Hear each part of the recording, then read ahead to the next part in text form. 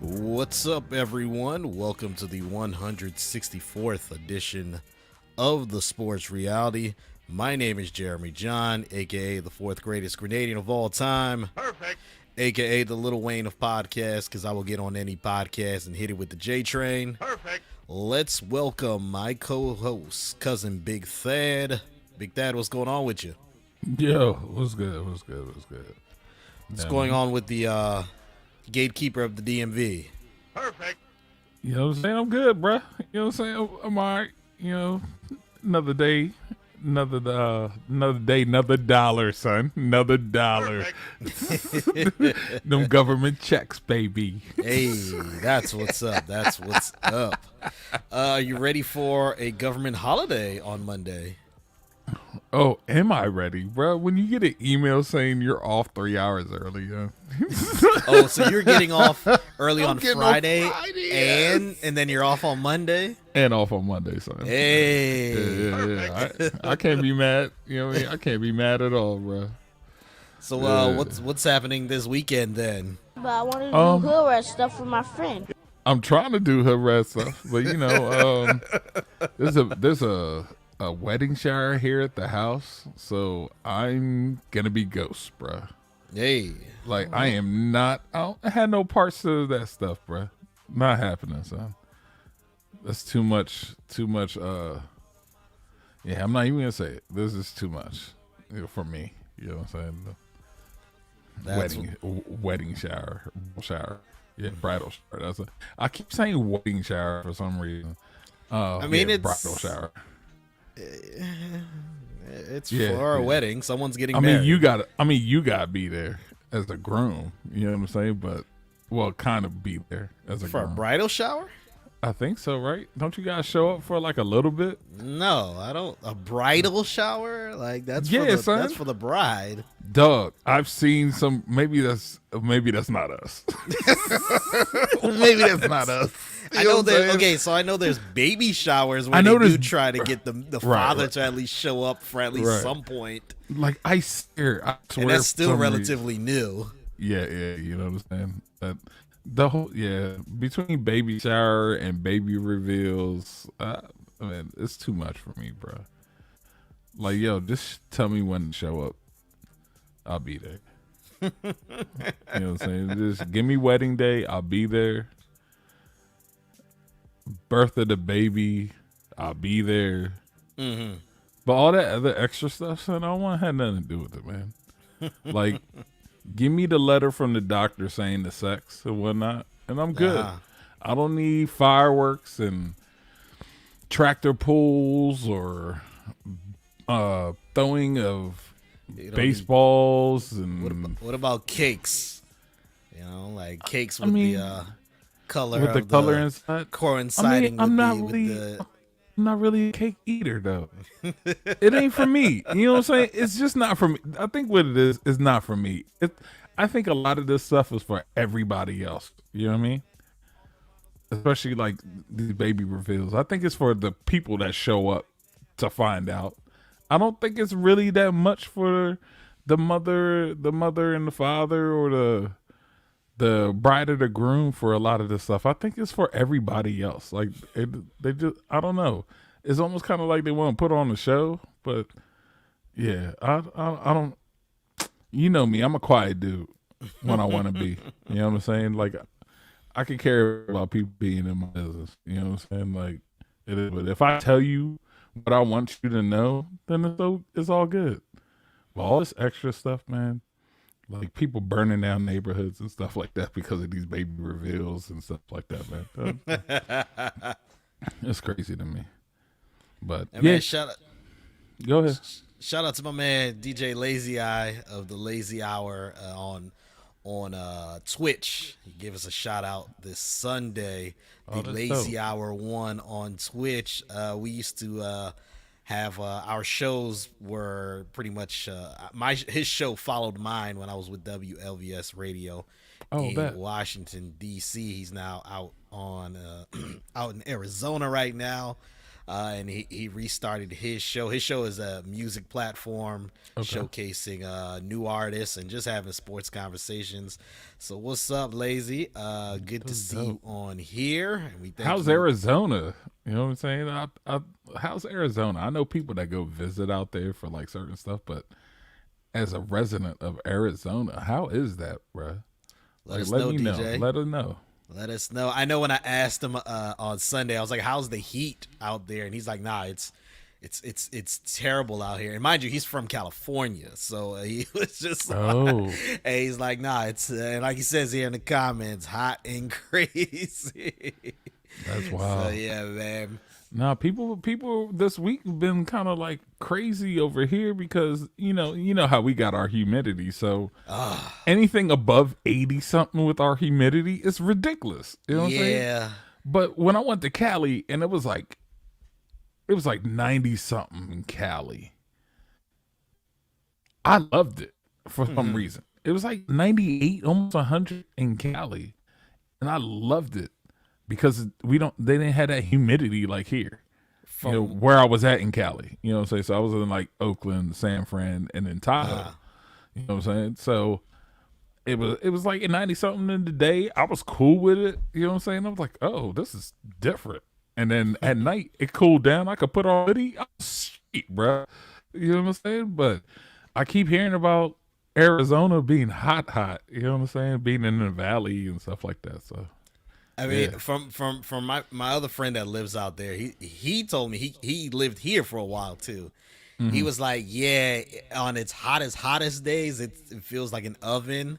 He was like, but when it's just like the normal, regular, you know, 90-degree day out in Arizona, he said that he actually preferred it out there than here because Oh, we okay, have the okay. humidity here in Yeah. the DMV. I have serious sinus problems, allergies. I would probably do well out there. Ain't too many trees, so I probably do pretty well. Right. Oh yeah. Cali's definitely expensive, bro. Just me visiting out there, I was just like, yo, this is ridiculous. Like, but then again, I realized that everybody makes a lot more money in Cali than out here. Yeah, So it just everything kind of evens out unless you have a job where they pay you the rate of one place and you're living in another. Like for right, right, example, right, if you're right. getting paid like you live in the DMV because you work for a company in the DMV, but you're living in Florida or Texas or somewhere just down in the South, you're living large out there. Yeah, But you ain't paying no taxes. exactly, but if you are in an area where you have where the minimum wage is still 750, Right, like right, that's a right, problem. That is for right. sure a problem Mm. with what's going on with the economy. We have a lot to get into for this week's show. We are going to discuss the NBA postseason, wrap up the conference finals that are going on. We're going to get into Scottie Pippen's comments about Phil Jackson. Mm. Also, we're going to get into Chauncey Billups scandal, the Trevor Bauer sexual assault allegations. We're Mm. also going to get into the NCAA's new name, image, and likeness rules. Let's And go. and we're also going to get into Bill Cosby. He was released from prison. We will get into why. Yo, we got the Cosby theme music, huh?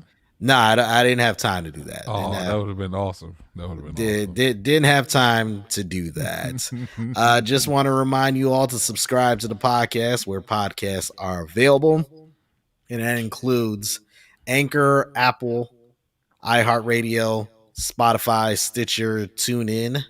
If you're watching us right now, you can watch us on YouTube, Facebook, and Twitch. I knew we are going to get see. Yo, I'm so sorry. I saw that and I was like, yo. Oh I man. know Lazy was gonna bring that up. And I actually asked him a question the other day on his live show about the Lakers and Clippers. He is a huge Lakers fan. I mean, he's all LA, but I believe he's a Raiders fan. Let me know, Lazy, if you're a Raiders fan. But yeah, man, all LA. And we discussed that real quick. But he's also one of the reasonable Lakers fans, so that's why I don't mind, discussing sports with him, because sometimes with Lakers fans, just like Cowboys fans and Yankees fans, we end up just being pretty delusional with everything. So he is not one of them. Let's just get right into it. The NBA conference finals. Are you happy with how everything is going, Big Fan? Of course, bruh. Clippers are gone again. I'm cool with that. You know what I'm saying? I'm definitely cool with that. I'm definitely happy that Chris Paul's gonna be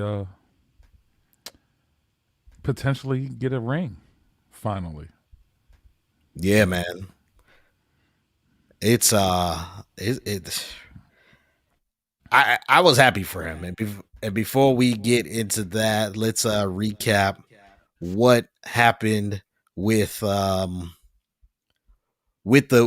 series. It went to 6 games, and Chris Paul last night, 41 points.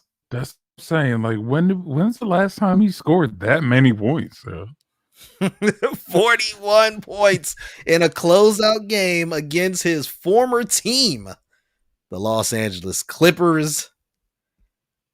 But the big news outside of that, let's talk about it. And we got to give a shout out to our boy Derek. D was good. And also DJ was on. Let's talk about Wyclef John. Like, we got to talk about Wyclef John last night. What was Patrick Beverley? What was going on with Patrick Beverley, man? Yo, that's what I'm trying to figure out. I'm really trying to figure that out, because it looked like, from what I saw, that Chris Paul just really kind of like looked at him, but his lips weren't moving. He just kind of like stared him down after that big shot. And then Beverly just came back around. Like, I'm wondering if like Chris Paul can speak without like saying something, like moving his lips. You know what I'm saying? Like a ventriloquist. Yeah. Because I don't know if you could show it without us getting kicked off of YouTube or whatever, but like before that, like he literally just kind of like walked past him, just kind of looked at him a little bit, and then Beverly just turned around like mad, like big mad.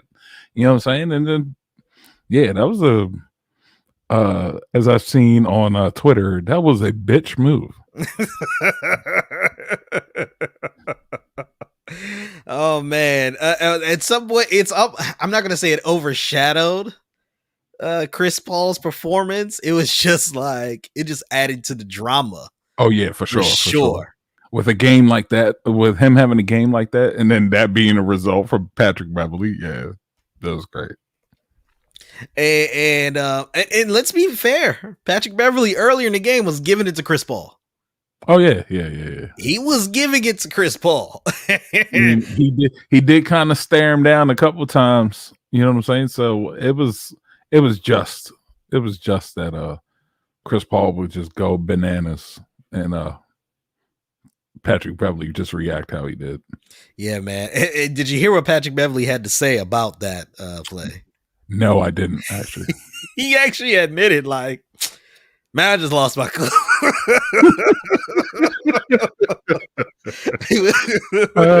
So basically, Chris Paul didn't say nothing to him. He just kind of stared him down like he did. So I don't want to say Chris Paul. I think Chris Paul did say something to him, but it was real slight. It had to be real slight. You know what I'm saying? I personally think it had to. I personally think it had to do with maybe something that was said earlier, or maybe like right before that play, and then Chris Paul hits that huge three. Yeah. And then it's just the stare down. It's like the stare then was just like, oh nah. Oh nah. He just I'm run up and just push you like you're a football player or something. Right in his back, just like right.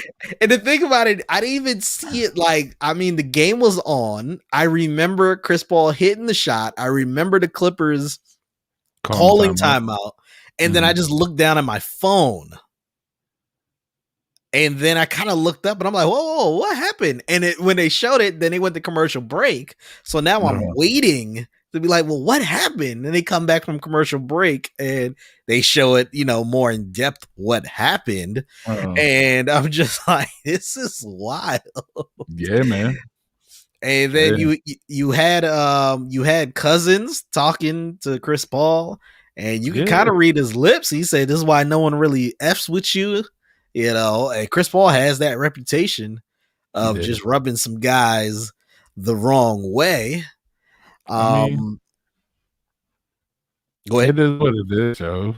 But it is what it is. I'm just glad. Well, Boogie has a championship, right? Nope. Oh, he doesn't have one? Okay. There you go. That's why they mad. Remember, Boogie took that vet minimum of $5 million to play with the Warriors, and they lost. That was the year Kevin Durant got hurt with they both got hurt, but Kevin Durant with the Achilles. Yeah. Now, game 6, Clippers won 130-103 over the Clippers. We do want to get to the Clippers aspect of all of this. Paul George. He was the best player on the floor for the Clippers since Kawhi Leonard did not play a single game in the series after sustaining that sprained knee. I think the sprained knee was a lot worse than by far what they said it was. Mm-hmm. And I think that's why he didn't really. He couldn't play at all. The first time he was on the bench was actually last night in the elimination game. When we're talking about him, we're talking about Kawhi Leonard. But Paul George, let's get to a stat line for this game. 21 points, 9 rebounds, 2 assists on 6 for 15 from the field, but 1 for 6 from 3-point land. I still think this is how I feel about Paul George. We cannot call Paul George Pandemic P anymore. Yes, we can. I don't think we can call him Pandemic P anymore. Yeah. We ain't calling him Playoff P. But I'm for sure not calling him Playoff P. See, there's levels to this. I'm gonna call him Paul George. I'm not calling him Paul George. Why are you not calling him Paul George? No, because that gives him a little bit too much credit. The dude is the leading. He didn't play that good. He was the leading. He's supposed to be. He's by average. By average, not just by total points. By average, he's supposed to be. He's the quote unquote all-star. You know what I'm saying? He's supposed to be. Not Terrence Mann. Or Reggie Williams? Reggie Jackson. You know what I'm saying? Come on. Reggie Jackson, by the way, he's going to get money if he doesn't stay with the Clippers. He made himself another big contract. Because remember, he got that big one in Detroit off of that one playoff run in OKC. Right. You know what I'm saying? And here he is. Time for another one. He's gonna get another one. Yep. Like I said, I don't think he's Pandemic P, but he's definitely not Playoff P yet. And I wish I had the clip, but before I get to that clip, it was after Game 5 where Paul George had a very good game in Game 5. Very good game in Game 5 was really the reason why they ultimately won that game. And I'm going to bring up the stat line for that game. 41 points, 13 rebounds, 6 assists, 3 steals on 15 for 20 from the field. Right. 50% from 3-point land and 100% from the free throw line. And after the game, you had a comment from not Paul George, Boogie Cousins, where he's like, I don't understand why people seem to get on Paul George and say, criticize him. He's one of the best players in the game, yada, yada, yada. Well, Charles Barkley spoke, I believe it had to be after that game, because that was the last time they were on before, Tuesday night. So Tuesday night, they're talking about the game that was on Monday night. And he's like, look, I mean, if you're going to be a superstar, your game is going to be criticized when you do not play up to the standard that you are or claim to be. Oh, big facts. He said, think about Michael Jordan.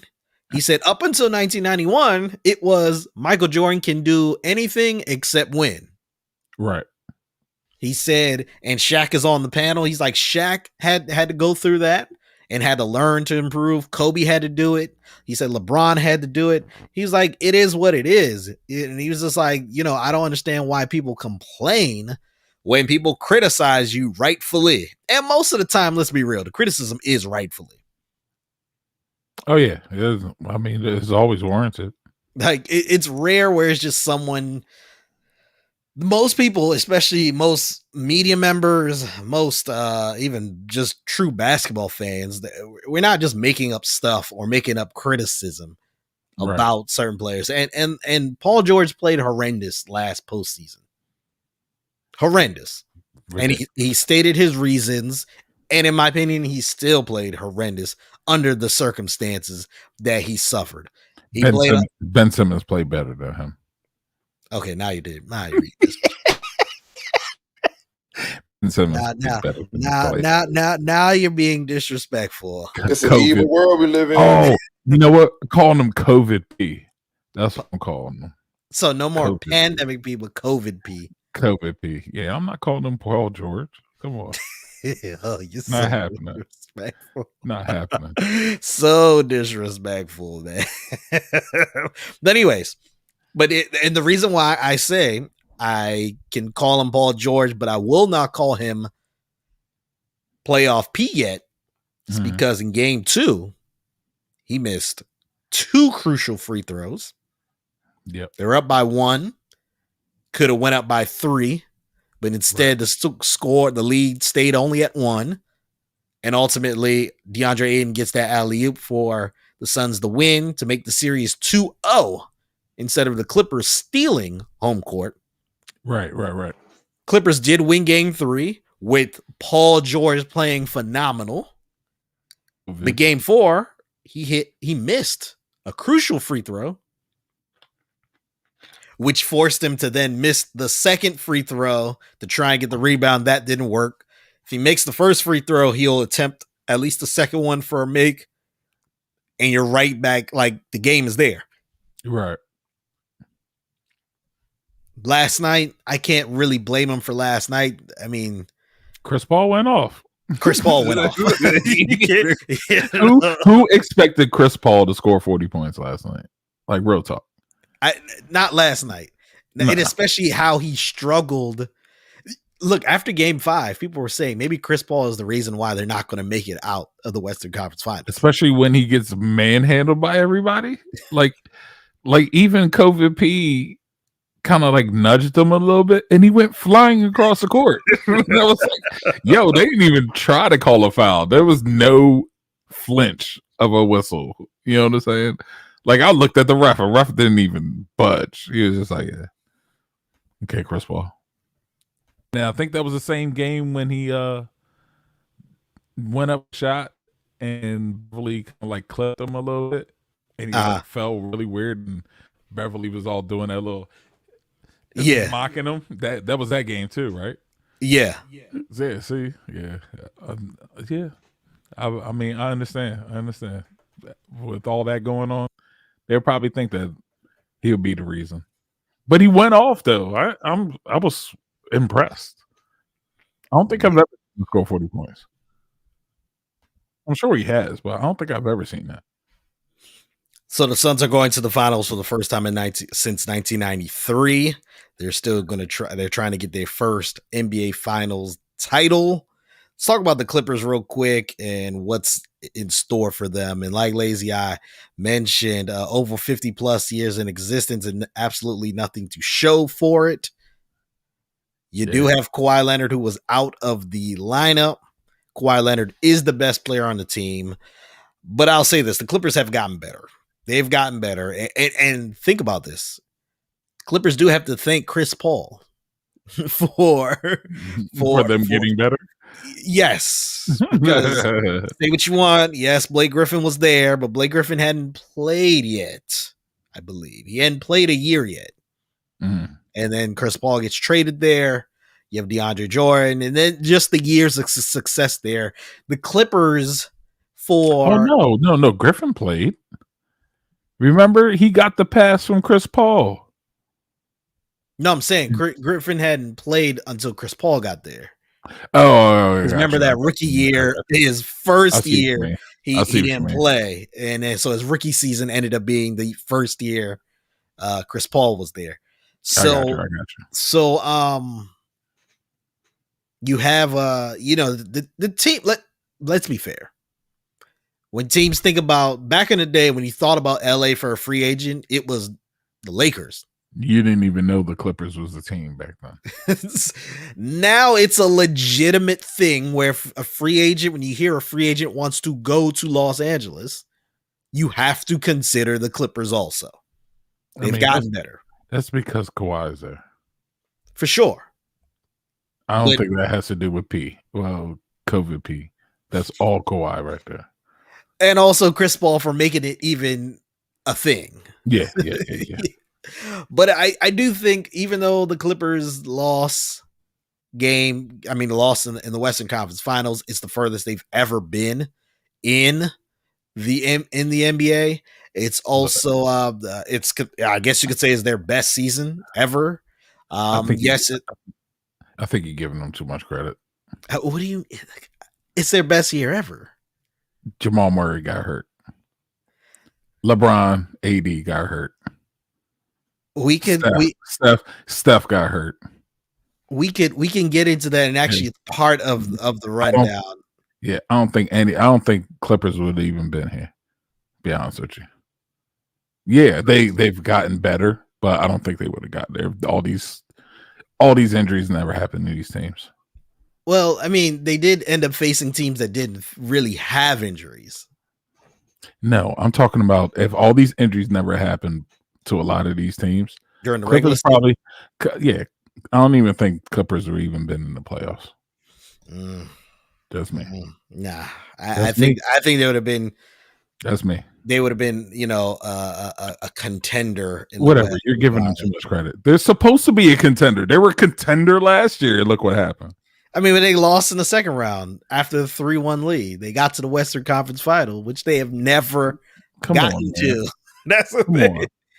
Come on. They've never gotten there, so you got to give them credit for that. Too much credit. I think Kawhi is going to opt out. You think Yeah, he's going to opt out just to get more money. I don't think he's going anywhere. He's opting out just to get, Right. You think? I wonder how much Patrick Beverley has left, yo. He might be gone. Yeah, man. But yeah, I think Kawhi Leonard's just going to opt out to get more money, and he'll be there, and he's going to be there for the long haul. Clippers fans shouldn't have to worry about that. Let's go to the Eastern Conference real quick.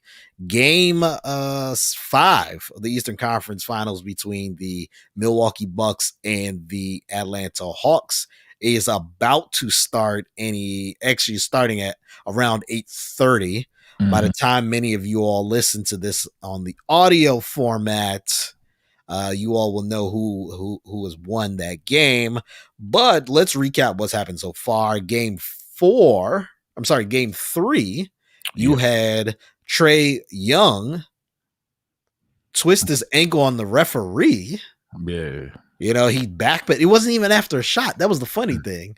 Was it even a back pedal? What was that? I'm still trying to figure it out. Why did his legs stretch out that far? Yeah, and see, I'm glad you say that because why? He looked at the referee like, "Yo, why are you there?" And it's like, "No, your foot kind of your foot went that far out of bounds." You know what I'm saying? You did that. He wasn't even on the court. He was off the sidelines. Like, bruh. And I don't understand it. And when I heard of the situation, because I wasn't watching it live, right, I'm kind of like, okay, maybe he was taking a shot and he landed on the referee's foot. When I finally saw it, I said, well, he was passing the ball. And he just kind of he passed the ball and then tried to backpedal. And then, I don't know. He backpedaled the wrong direction. You know what I'm saying? I know you're supposed to go back when you backpedal, but he literally went the wrong direction, sir. So it ended up being a bone bruise. Mm-hmm. Then in game 4, Giannis Antetokounmpo is going to block an alley-oop attempt, collides with Clint Capella, comes down, hyperextends his knee, no structural damage, but is out for game 5. It's still a hyperextended knee, yo. Just like Trae Young is out for game 5. Like I said, we're going to know who the winner is by the time you listen to this in the morning. I just think whoever the game is going to hinge, not even on Atlanta, to be honest. The game is going to hinge on Chris Middleton. Yeah. If he plays like all-star Chris Middleton, the Bucks will win this game. It should. But if he plays with him playing like that, yeah, definitely. And I'm not even saying superstar because he's not a superstar. I'm just saying if he plays at his all-star level, right, they will win because they don't have Trae Young. Right. The Bucks still have Drew Holiday. They still have Bobby Portis. They still have Brook Lopez. I forgot Bobby Portis was on that team. And Clint Capella, last I checked, it's not even clear if he's playing tonight. I don't know if things broke since I think it's close. He's close to playing, but it's still questionable. He's closer to playing than Trae Young, for Young. Sure. Yeah. So you mentioned the injuries though. And when we mentioned the Clippers, this is, I believe, the 10th All-Star to get injured during the postseason. LeBron James tweeted that, this is all caused due to the short off season, and the NBA should have listened to me, and we should have started at a later time. This is my, I guess, rebuttal to a statement like that. And before I get to my rebuttal, do you believe that's the reason most of these injuries are occurring? I think partially, I do believe it because you do need a rest. And granted, you're talking about LeBron, the guy who spends millions upon millions of dollars on his body. You know what I'm saying? To be in top peak.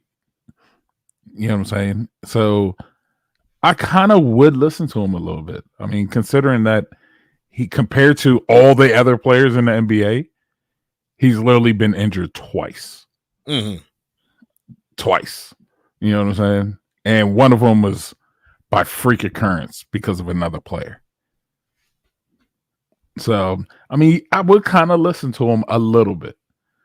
But I do believe that shortened season does put a little toll. Recovery's a lot slower. And considering all these guys are getting injured, especially hamstring stuff, yeah, that's wrestling recovery that wasn't given. You know what I'm saying? But I do understand there's going to be a little bit more than that. I think LeBron is correct in the sense for all the injuries over the entire season. When you look at the increase in injuries and the increase in the types of injuries, a lot of muscle, a lot of repetitive injuries, repetitive action injuries, Right. yes, I believe the shortened off season is the cause for that, or big culprit in it. Right. When you start to break down the injuries to the all-stars and superstars in the postseason, that's a different story. And even some of them from the regular season, we can sit here and say, different story. So, for example, LeBron James. Mm-hmm. You mentioned the freak accident that happened. There's no sort of rest that would have prepared you for Solomon Hill diving for the ball and rolling your ankle. Like him, no, not at all. That was all freak accident. It's just what it is. The same thing can be said about Donovan Mitchell and his ankle injury. People roll their ankles all the time. Yeah. Kyrie Irving rolled his ankle because Giannis's foot is there. Right. It doesn't matter if you haven't played basketball for months or if you've been playing every day for a year. If you land on someone's foot the way that Kyrie Irving landed on Giannis's foot, you're definitely going to roll it. You're going to roll your ankle. Now, it all depends on if you're going to be hurt from it or not on that point. Joel Embiid, the way he landed on the ground when playing against the Wizards, which caused that meniscus tear. That one you could kind of say, due to Joel Embiid's history. Was that from the fall? Yes. That's what they believe. I don't.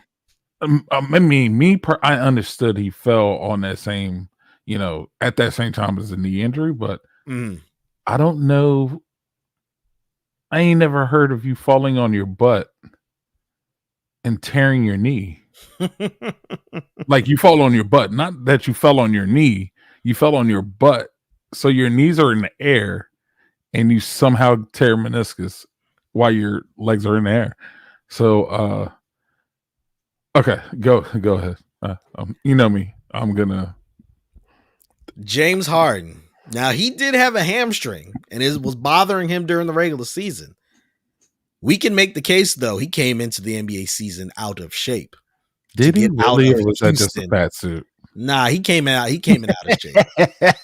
because that was real quick. That was a real quick turnaround of him being overweight to being his regular size. I think he was padding his warm up for sure in Houston. Okay. So when he gets to Brooklyn, it looks like he loses weight. But at the same time, he wasn't in shape. Like he didn't go to any of the training camp. Oh, of course not. He didn't do any like extensive off-season workout, and it caused him to be out of shape. He was in Atlanta with Lil Baby. Yeah. And that I think caused a lot of the issues. KD, he played in the postseason, but KD was coming off an Achilles injury. We knew he was going to miss some games. Now, the one injury that I could really for sure say to a superstar, where I was like, you know what? That is because of lack of recovery. Jamal Murray. Gotcha. That one I could say, yes, that was due to a shortened off season. I for sure can say that. The Conley injury, I could say that also. But the rest of these superstars in the postseason, Giannis, we just mentioned, going up for it's a block. Whatever. Either a block or he thought the alley-oop was going to miss. I don't know. Like, I don't even know because looking at it, I don't even know if he was trying to block it. I think he was, I don't know what it was. But where as far as he came from to that, yeah, I don't know. But go ahead. Yeah, that's just a freak accident. Trae Young, freak accident. Kawhi Leonard's running down the court and bumps knees with Boban. Yeah. It was going to happen the way these things happen. I mean, it wasn't because, man, I didn't get that off-season break. That's why when I bump knees, I end up spraining my knee. Like, come on. Yeah. So yes, in the grand scheme of all the injuries during the regular season and postseason, when you start looking at the numbers, yes, I do believe it had to do with a shortened off season. At the same time, these specific ones, Right. The to the situation, stars. the situational ones that are, Yes. That's, So I think both things can be true at the same time. Let's get to Chauncey Billups real quick. Chauncey Billups was hired by the Portland Trailblazers, but right before the hiring, story came out that in 1999, I believe, he was accused of sexual assault. The accusation, or it ended up going to, it was civilly, it was, excuse me, settled. It was settled civilly, but no one seemed to know about that. Like, none of us knew that. It was in 90s. Was it like 97, 99, somewhere in there? Yes. But we didn't have the technology we have now. Of course it wouldn't come out. You're right. But this is the thing. He won in 2004. Yes, the internet was what it was in 2004. What year was that? Was that 2004? Yes. He's been hired for numerous jobs during the Me Too era. That's the thing that kind of, I'm like, he got hired at ESPN, got hired as advisors for teams. He got hired as the assistant coach for teams. And with him with him, especially being a black coach, they're gonna do their due diligence in regards to any questionable stuff. So something everybody has felt that it's been okay, regardless of the accusations or allegations and him settling. You know what I'm saying? I think we always say someone settling in court means they're guilty. You know what I'm saying? A lot of times they just settle to just stop everything. Yes. You know what I'm saying? So nobody has to fight it.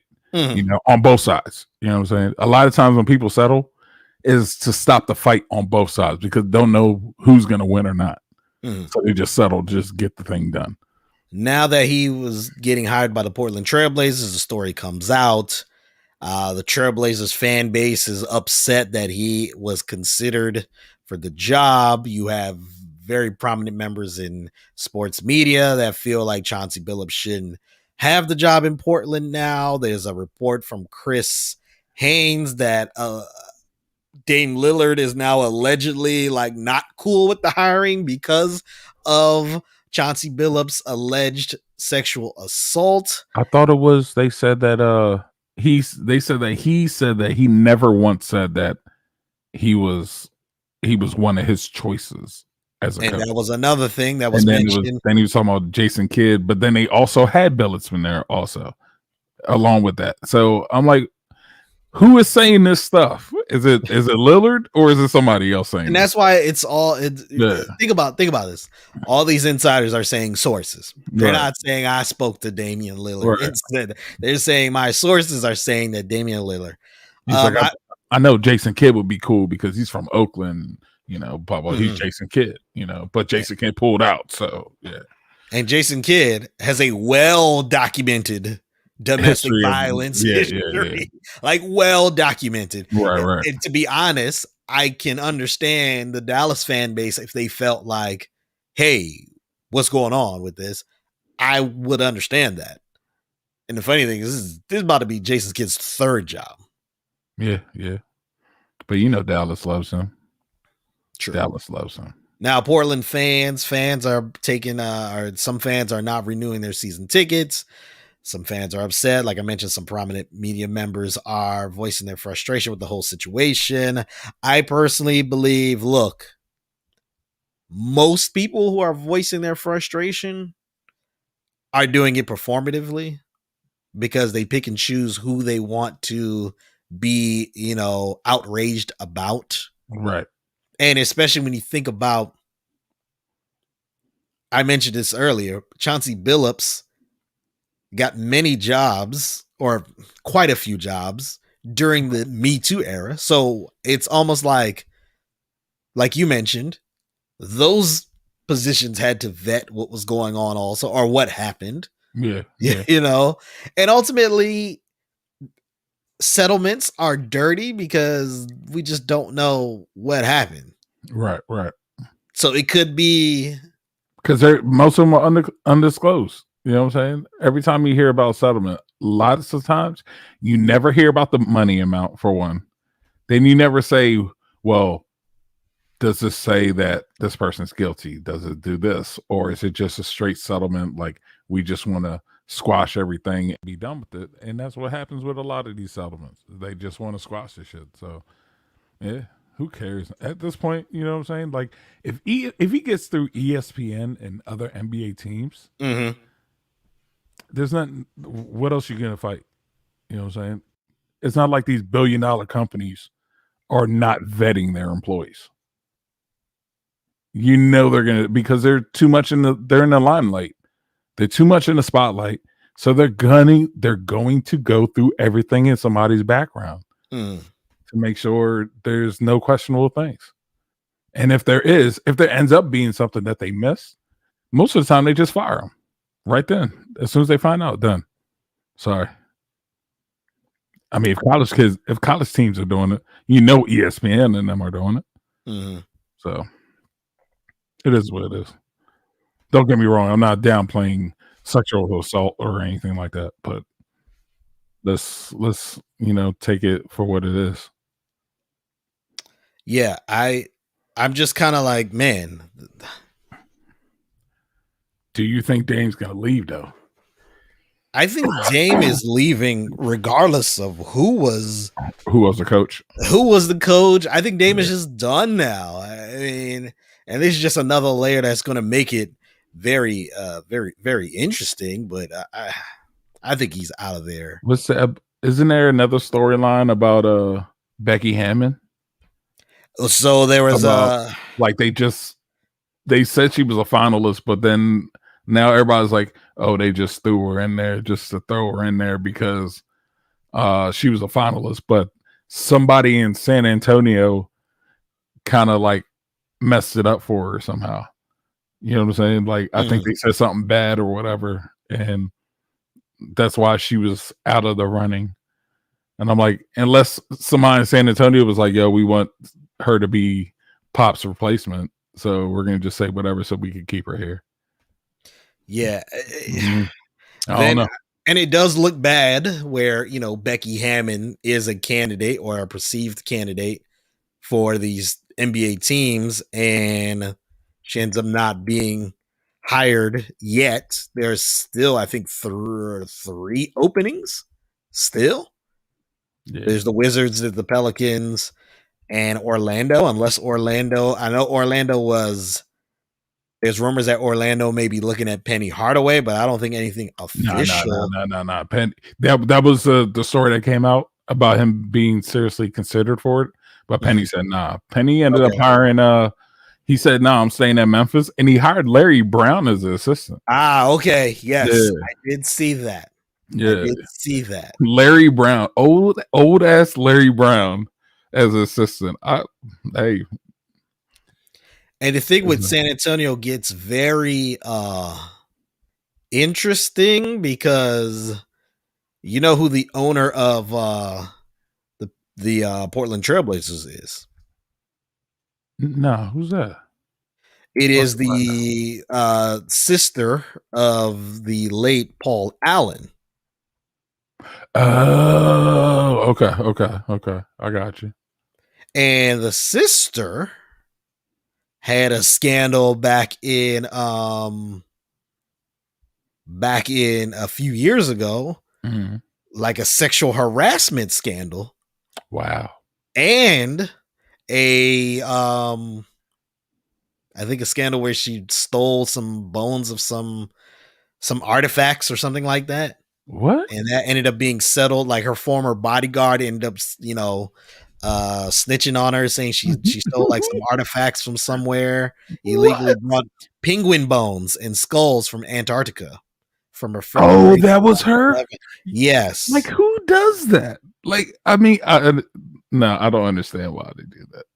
But who does that, yo? Yeah, I'm gonna steal penguin bones and smuggle it back.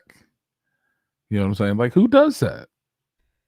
And that's the thing. It's you have the owner, the current owner of the team who's had these scandals. Scandals. One of them, you were a stalker. You were a stalker and basically sexually harassing whoever. I don't know if it was gentleman or a woman. So yeah, that's scandal right there. And then you bring in Chauncey. Hey, it is what it is. it says Jody and Paul Allen, when he was alive, have settled with two former security heads who accused their former bosses of smuggling, bribery, and sexual harassment. I'm trying to get to the point where it says former members of the security detail, chiefly veterans of elite military units or longtime security specialists, have said in sworn depositions that CEO Jody Allen sexually harassed bodyguards while also directing them to smuggle animal bones out of Africa and Antarctica. Jesus Christ. but No. we're sitting here focused about the fans and Chauncey Billups. Yeah. And this is something that was reported in 2012. So it's not like they didn't know. Right. Like, I bet you if I had put in Chauncey Billups sexual assault in Google last week, I probably couldn't find it. Right. So that's the part that kind of like where I'd be like, people just don't really care. They just want to be outraged about something. That's all it is. Of course. Let's get to Scottie Pippen real quick. Scottie Pippen in the news. Scottie Pippen is selling a new bourbon. Scottie Pippen has a new book that is coming out. And he was on the Dan Patrick Show this week. And of course, promoting the book and the bourbon. They also, these shows tend to ask questions about, these athletes playing career. Scottie Pippen said that Phil Jackson, he said this first. He said the incident with him sitting out that last play in the Eastern Conference semifinals against the New York Knicks, he said, and Lazy Man, thank you so much for checking out, man. We'll for sure link up. Thank you, bro. Sure, man. Thank you. Scottie Pippen said that situation where he decided to sit out the last play when Phil Jackson did not draw up the play for him and put him as the inbounder of the play. Right. He said that was a racial incident. So then Dan Patrick followed up and said, well, if it's a racial incident, is Phil Jackson a racist? And then Scottie Pippen said, yes, he is. In short, he said, yes, he is. He seems like he didn't want to say it, but then he was like, you could take that. Yeah. So it had a lot of people discussing, well, hold on, what is Scottie saying? How can Phil Jackson be racist? Is Scottie being salty? He even had his little interaction with Kevin Durant on Twitter where, he said, if that was LeBron James would have found a way to win that series against the Bucks. KD fired back with, aren't you the guy that sat out that play in the 94 playoffs? They went back and forth, even went at it with Stephen A. Smith. Scottie even mentioned some stuff about Jordan. I did not hear the exact quote, but I just know. Basically what he said, well, on the Dan Patrick show, he said that, so because he was talking about the Kukoc thing. So Dan Patrick asked him, like, well, wasn't there a play where Jordan told Steve Kerr to be here, blah blah blah blah blah, and Scottie was like, that wasn't real. That was for the cameras that were there, the documentary cameras, and that wasn't planned. That was for the show. Ball, John Stockton didn't fall. Kerr would have never got that ball. And then he went on he just went on a little, it's like Michael Selfish, like the documentary, we were told it was just an NBA thing for the team. And I mean, really the documentary Last Dance is really about the Bulls. It's about the bull. So real quick. The Last Dance, like you said, it is about the Bulls because all the main guys get at least an episode. Right. But obviously Michael Jordan is the lead guy. He's the best guy on the team. So he's going to be focused also in the other ones. But at the end of the day, Scotty had his own episode. Right. Dennis Rodman had his own episode. Right. Steve Kerr had his own episode. Tony Kukoc had his own episode. Yeah. You even had Phil Jackson had his own episode. Right. You had Horace Grant, who was featured. No, you can say it wasn't his own, but the issue with Horace Grant is discussed in extent. Right. Look, it's about the Bulls. But anyways, what Dan Patrick, which I'm actually ashamed of Dan Patrick not knowing, because Dan Patrick said, didn't Phil Jackson say, hey, Michael, if this happens, drop to pass it to Steve Kerr. And Scotty had to correct him and said, no. Right. He said that was on the side after, after the huddle. And yes, when you look at that clip, it's only Jordan and Kerr at the end of the bench and saying, hey, and then even in the Last Dance, they discuss it. Because remember in game 2 or game 1, when they were in Utah, I can't remember which game it was. Or I'm sorry. It was either game 3 or game 4 because the Bulls had home court in that series. That was what you mentioned. John Stockton doubled when Jordan wasn't looking, and he ultimately stripped the ball, which led to the Utah win. So he was like, hey, if that happens again, I'm dropping it to you. That wasn't a Phil Jackson thing. It wasn't drawn up for Steve Kerr. And that's where I'm like, okay, this is where people really have like revisionist history with some stuff. Now let's get to the actual what Scottie Pippen said. Is Phil Jackson a racist? I would say this, and you were in we were on Clubhouse having this discussion. And you remember there were 2 different rooms. There was the first room where it was discussing Scotty's comments. Right. And I kind of came in at the end and I said, look, I don't know if Phil Jackson is a racist. I don't want to actually say, he's a flat out racist. Right. I said, but let's also think about it from Scotty's lens, his perspective. Scotty was given a bad contract, which he ultimately signed. We can say whatever about that. I've never heard of a team offering you a bad contract and then telling you not to sign it. Telling you it's a bad contract. Telling you not to sign it. And somehow everyone's just supposed to believe, yeah, man, Scotty made a bad decision. Like, come on, that was the contract that was given to him. but on the other side, though, your own agent's telling you not to sign it. Now that's where I say, okay, Scotty. But see, that's the thing I don't understand is your agent, the person that you pay to deal with this business, is telling you it's a bad contract. Don't sign it. Yes. All right. That's just the first one. But then the team is even telling you, Scotty, this is a bad contract. I've never heard that in my life. You know what I'm saying? And I kind of understand as a business owner, telling somebody that this is a bad contract, it's because they know your worth, but this is all they can offer. So they're like, hey, hold out. Because it was an extension. He still had 2 years left. Yes. So they're literally telling you, don't sign it. You have 2 years left on your contract. We maybe could work something out in the next year or at the end of that season. And you're good. You'll be taken care of because we now can see what we have and what we can give out. But they're literally telling you, don't sign this contract. I would not sign that contract. You still had 2 years left.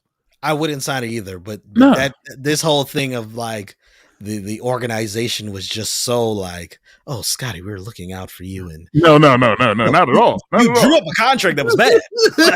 Right. But that was Jerry. Yeah. That was Jerry. It wasn't. It wasn't like the current situation where in the NBA where it's hey, I can give you a max deal right now, but we know the cap is going to go up in 2 years. Wait out. No, it was, this is the contract. It's bad. Don't sign it. What? But anyways, let's get back to Scottie Pippen and his perspective of why he might think that the Bulls and Phil Jackson You're gonna have to are racist. You're gonna have to explain this one to me. Let's think about it this way. Yeah, go for it. Scottie Pippen signs the contract. We just discussed it. Mm-hmm. The Bulls are winning. They got back-to-back championships. Yes, Michael Jordan's the league dog, but Scottie Pippen is leading in every statistical category except points. Mm-hmm. Scottie Pippen is also an all-star with Michael Jordan. Right. Scottie Pippen, and at the time, it didn't come to this point, but Scottie Pippen is part of the 50 greatest basketball players team.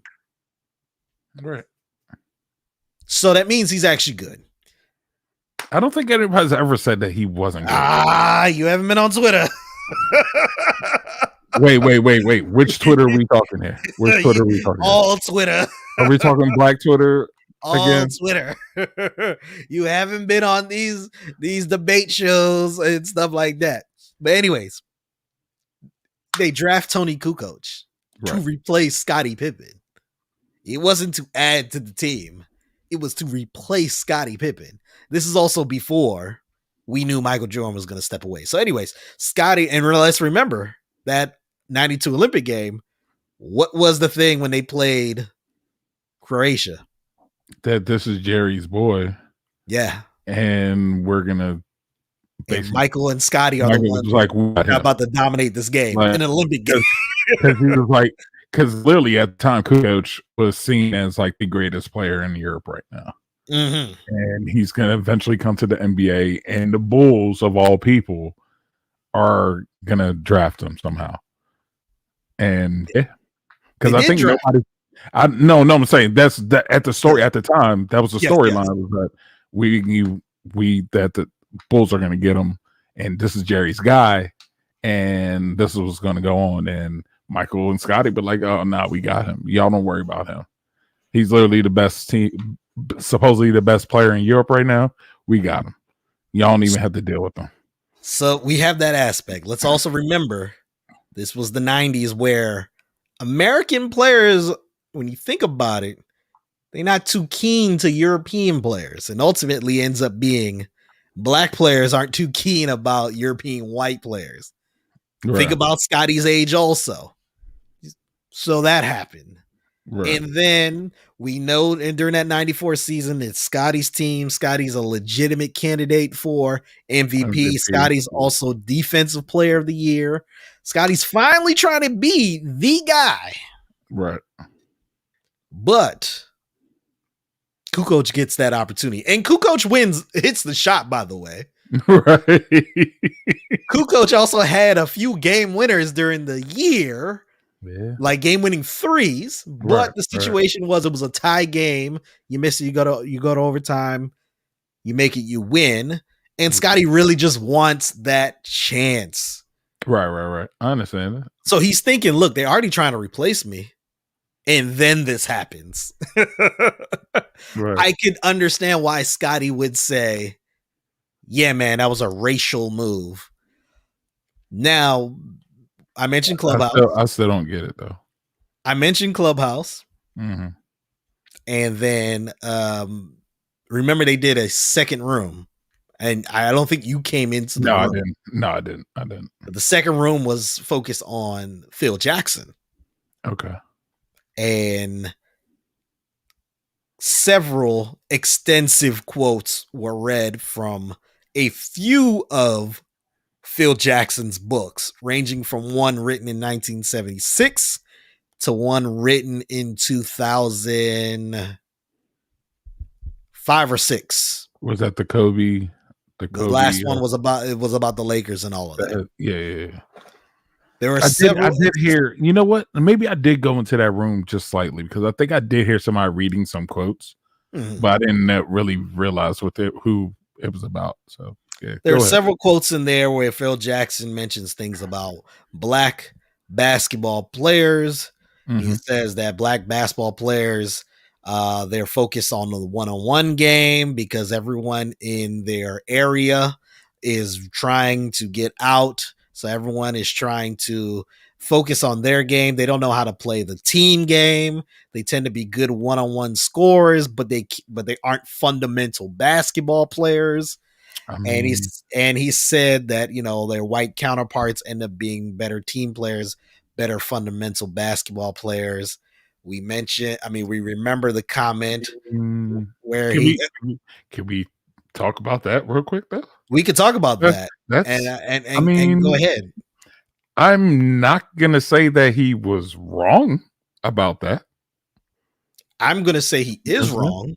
I'm gonna say because this is the only reason why I say that, because 90s, 90s going into 2000, so it like my high school years or so, unless you had a coach like say Morgan Wooten, just for example, if you had that type of coach where he was all about the team aspect, you know, everybody being on the same page, being fundamentally sound, you know, stuff like that, yeah, I could definitely, from that right there, I could say, nah, Phil, you're not right. But when you just take it as an individual aspect along the lines, he's not that wrong in those years, especially coming from 70s up. He's not kind of wrong with that. Though it sounds wrong, it is not that far-fetched what he's saying through those years. Now from that early 2000s to now, yes, I will say he's wrong. I would say he's wrong anyway, because ultimately not every black player that comes in the league are superstars. Not every black player that comes in the league is great at the one-on-one game. We can make the argument that when you look at the numbers, that most players that are in the NBA that happen to be black cannot do the things that he was saying that black players as a whole are good at. For every LeBron on a team, or every Michael on a team, or Kobe, there's going to be 4, 5, 6 black players that are the role players. And mind you, he said it in 1976 in the first book, but he also said it in his later books. He also said it in the one that was within the one about the Lakers. So he said in the 70s that was the atmosphere, which is still around the range. That if that was 2005, 2006, that's still in the range I was talking about. It's in the range. He's not talking between 2000 and 2005 when he's talking about this book. He's talking about up to 2000 area, because you got to think about it. That book would have been written for at least 3-4 years before it was even published. I understand that, but at the end of the day, it's just false. Not really. Not really. I believe it's false. Not really. So I think you got to think as a broad spectrum, not as this superstar here or this superstar here. We're talking about just general. And most of the time, when you think about it, even in these areas, it's single. You're the one trying to get out. He's not wrong when it comes to that. Yes. So what about the white basketball players? They don't want to get out. Fundamental wise? No, I'm saying they don't want to get out of whatever they're in, or whatever situation that they're in. And also, let's think about it. What situation you talk about here? Well, based on what Phil Jackson was saying, he's not saying the white dudes are in the hood. Yeah, but that doesn't mean the hood means that you don't have money. That's the thing. And the hood isn't just a black thing. Well, the hood, nah. The hood, when you think of the hood, you're not thinking white folks by any means. See, that's my issue is I understand. But in the general aspect, especially of this society, of this country, when you think of the hood, you're only thinking of us and other brown folks. You're not even thinking anything else than that. That's the hood. You might have terrible suburbs or whatever, and you know who lives there. Pretty much. And I agree with you on that. It's just that, and I'm sure that's exactly what he was talking about. And that's why I say it's still false. And because you're coming from, when I say you, Phil Jackson is coming from a white privileged, or at that point in his career, white privilege aspect, not realizing that, poor people, I mean, black people or black poor people. Just say black people, black people in general. Yeah, they're not the one. But that was his hood. But look, you can't. The thing is, look, just say in general. In general, black people that he probably experienced throughout his life, that was the case. That a lot of them were more isolation type players. They are one-on-one players. I mean, you can't fault him for that if it's his experience. Also, you can't. You really can't. So, in a sense, you can't say he's wrong because that was his experience. I think you can have an experience. I just think he's false just by numbers. Then you got to bring out the numbers. Like, what are the numbers? You got to bring out the data. I mean, you're going to base it on numbers because I know obviously you haven't seen the numbers yet. I mean, because we're talking 50 years of data. Let's just use the 1991 to 93 Chicago Bulls team quickly. Okay. There's Michael Jordan. Okay. And I think it's actually very disrespectful to even say that Michael Jordan, yes, is all-time scorer, all-time one-on-one player, but somehow doesn't have the fundamentals down. But anyways, let's just say he doesn't. Okay. Scotty for sure did. And he still was able to play one-on-one. You could say the same thing about Horace Grant. Keep going. You could say the same thing about B.J. Armstrong. You could say the same thing about Bill Cartwright. B.J. Armstrong wasn't good, so just stop that. He was a fundamental player, though. That's my point. That's what I'm saying. He was a fundamental, but he wasn't good either. But he was fundamental, and that's my whole point. These are black men on the team that are fundamentals, and their fundamentals is what's kept them in the league. So that's 3 out of 4. Keep going. We can go through Craig Hodges. BJ All he was there was to shoot. BJ and Craig Hodges were on the same team? Yes. That year? Yes. Craig Hodges was on 2 of those teams. Or 1. Remember he got kind of blackballed because of the showing up to the White House in the kente cloth and the letter to. I mean, he kind of deserved that. He kind of deserved that. But you're Craig Hodges. Nobody really knows who you are. So it's 5 that I could just think of. I'm not going to say Scott Williams because I think he was a bum, but he was on the team. But think about it. He's not good, so it kind of fits into my argument. So that's why I say the numbers work that way. It's not. And that's just one team. I know I could go through. We can go through every team. See, the thing is, look. You gotta realize also. Think of just the neighborhood. Just think of the neighborhood.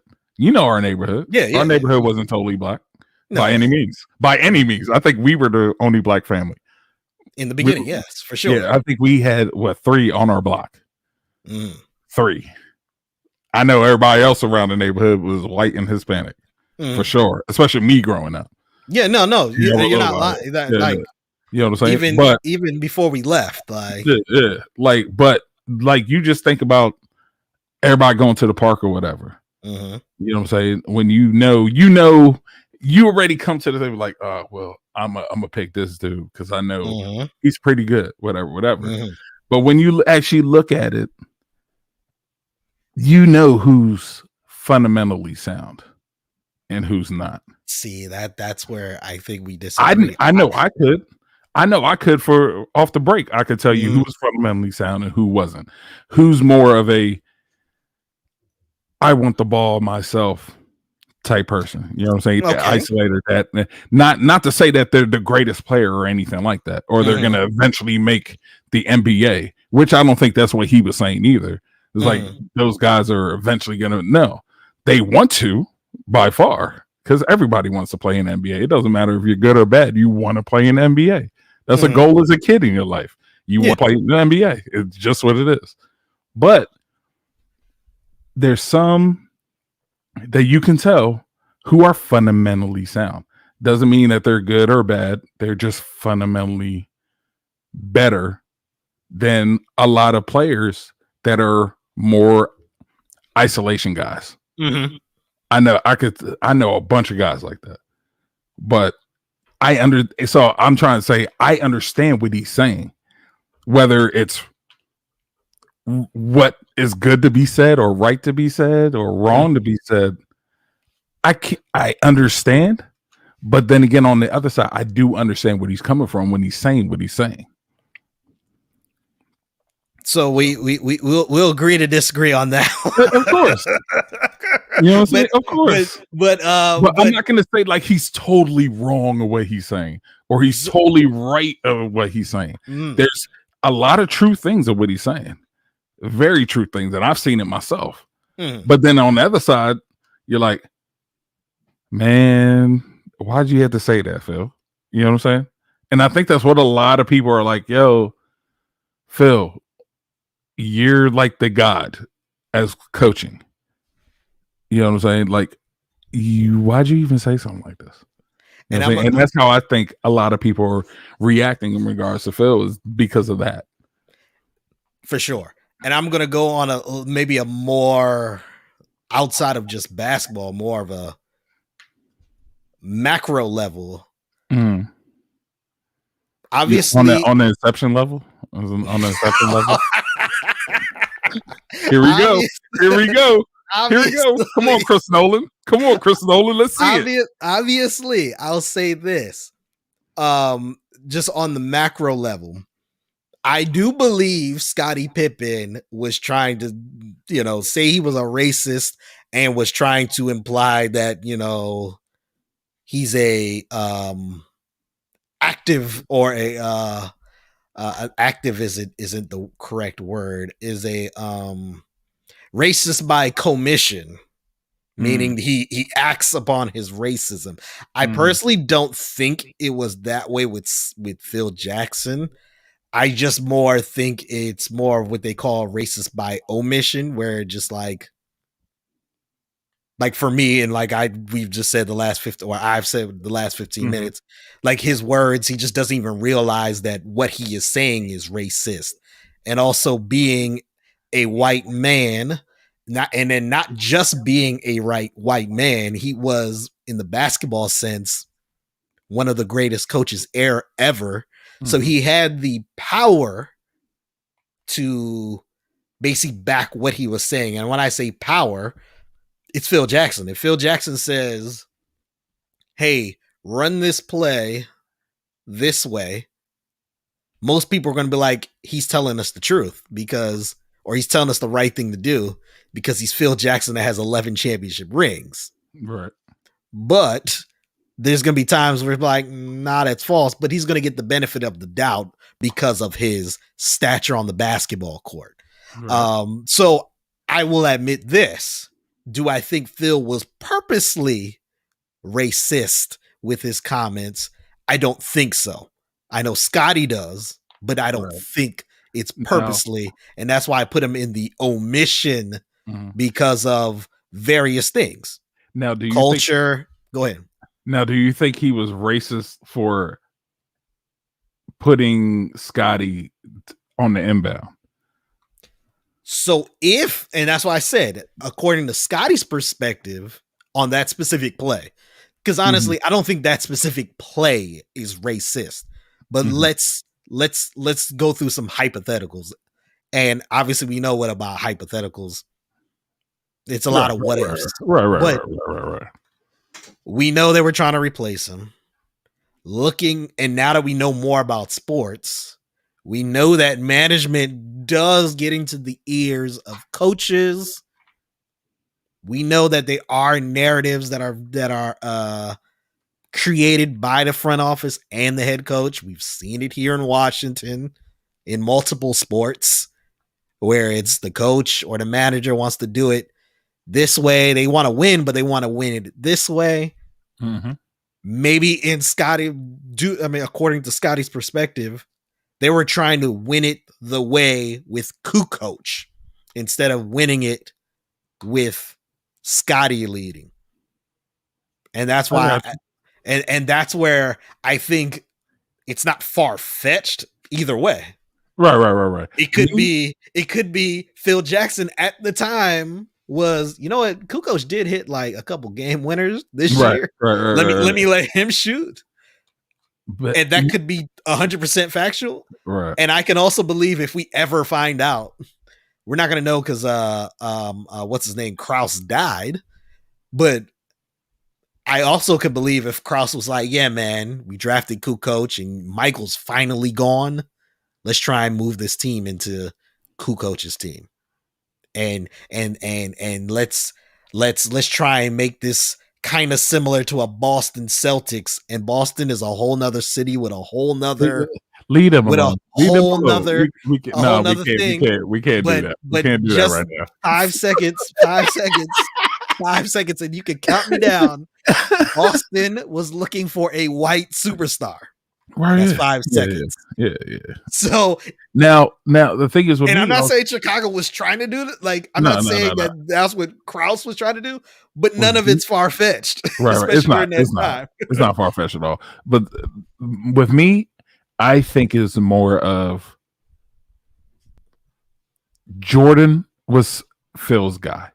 Mm-hmm. Like real talk, he was just Phil's guy. Now Jordan just hold on, real quick, okay. Real quick. You just kind of reminded me something. Someone said this on Clubhouse.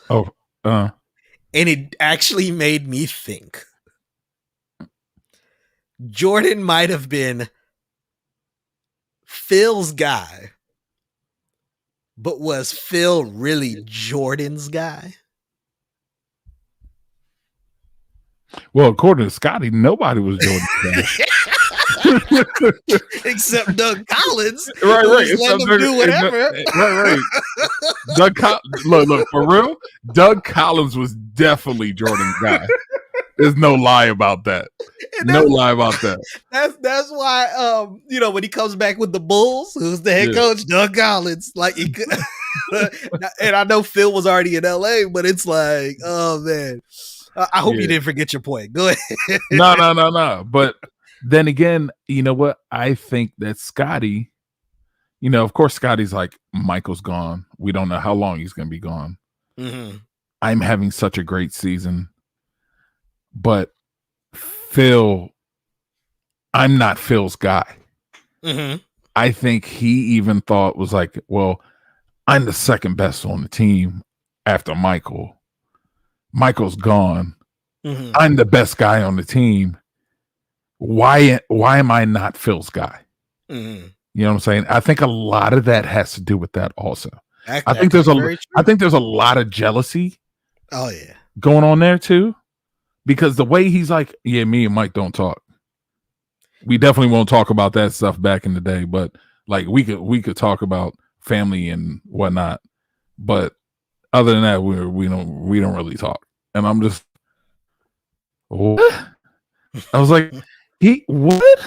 Like he sounds real salty for no reason. I mean, he just sounds like, I guess all these years he's had this going on, and then the documentary came out, and then it kind of like threw it back in his face again. Yeah, I think I'm not sure. And I think it's more of the only thing he could really be mad about that documentary is the contract thing and how people reacted to it. Mm-hmm. That's the only thing I could think of, because everybody was like, yo, it's Scotty's fault. He shouldn't have signed that badass contract. Everybody knew it was a bad contract. It's Scotty's fault. But my question is, did Mike ever tell him it was a bad contract? Did he think that Michael was going to say something to him, and Michael's just like, and Mike, he's just like, yo, that contract's your decision. Like, Mike is about Mike. Yeah. Mike is all about Mike. And I mean, of course, he said he's selfish, said Jordan's selfish, but who wouldn't be selfish? You know what I'm saying? Oh, man. Yeah. Scotty he's obviously hurt. I understand. And I do. And it's so weird because after the Last Dance documentary, I still believe, even though people said that Scotty's stupid for signing the contract, he still was a sympathetic figure. Right. Definitely. So it's like, man, everyone's still kind of like raved about you. Like, I don't know what's going on. Oh man, we spent a lot longer on this topic, but what we're gonna do is we are going to actually do our sports free zone right now. That's what I was gonna ask you, because we don't need to talk about the NFL right now. I mean, we're still gonna get into it, but let's break it up a little. We got enough time. Let's break it up.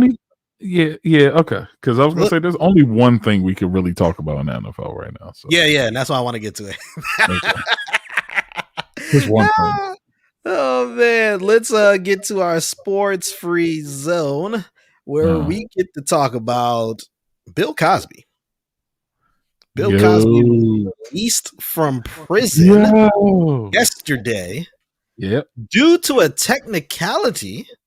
Yep. In a deposition that was made in 2005 on the first case. Excuse me. Yes. And Bill Cosby made a deal with the time prosecutor to not have his to not face criminal charges for the situation at hand. Right. And he then opened up at the deposition, said what happened.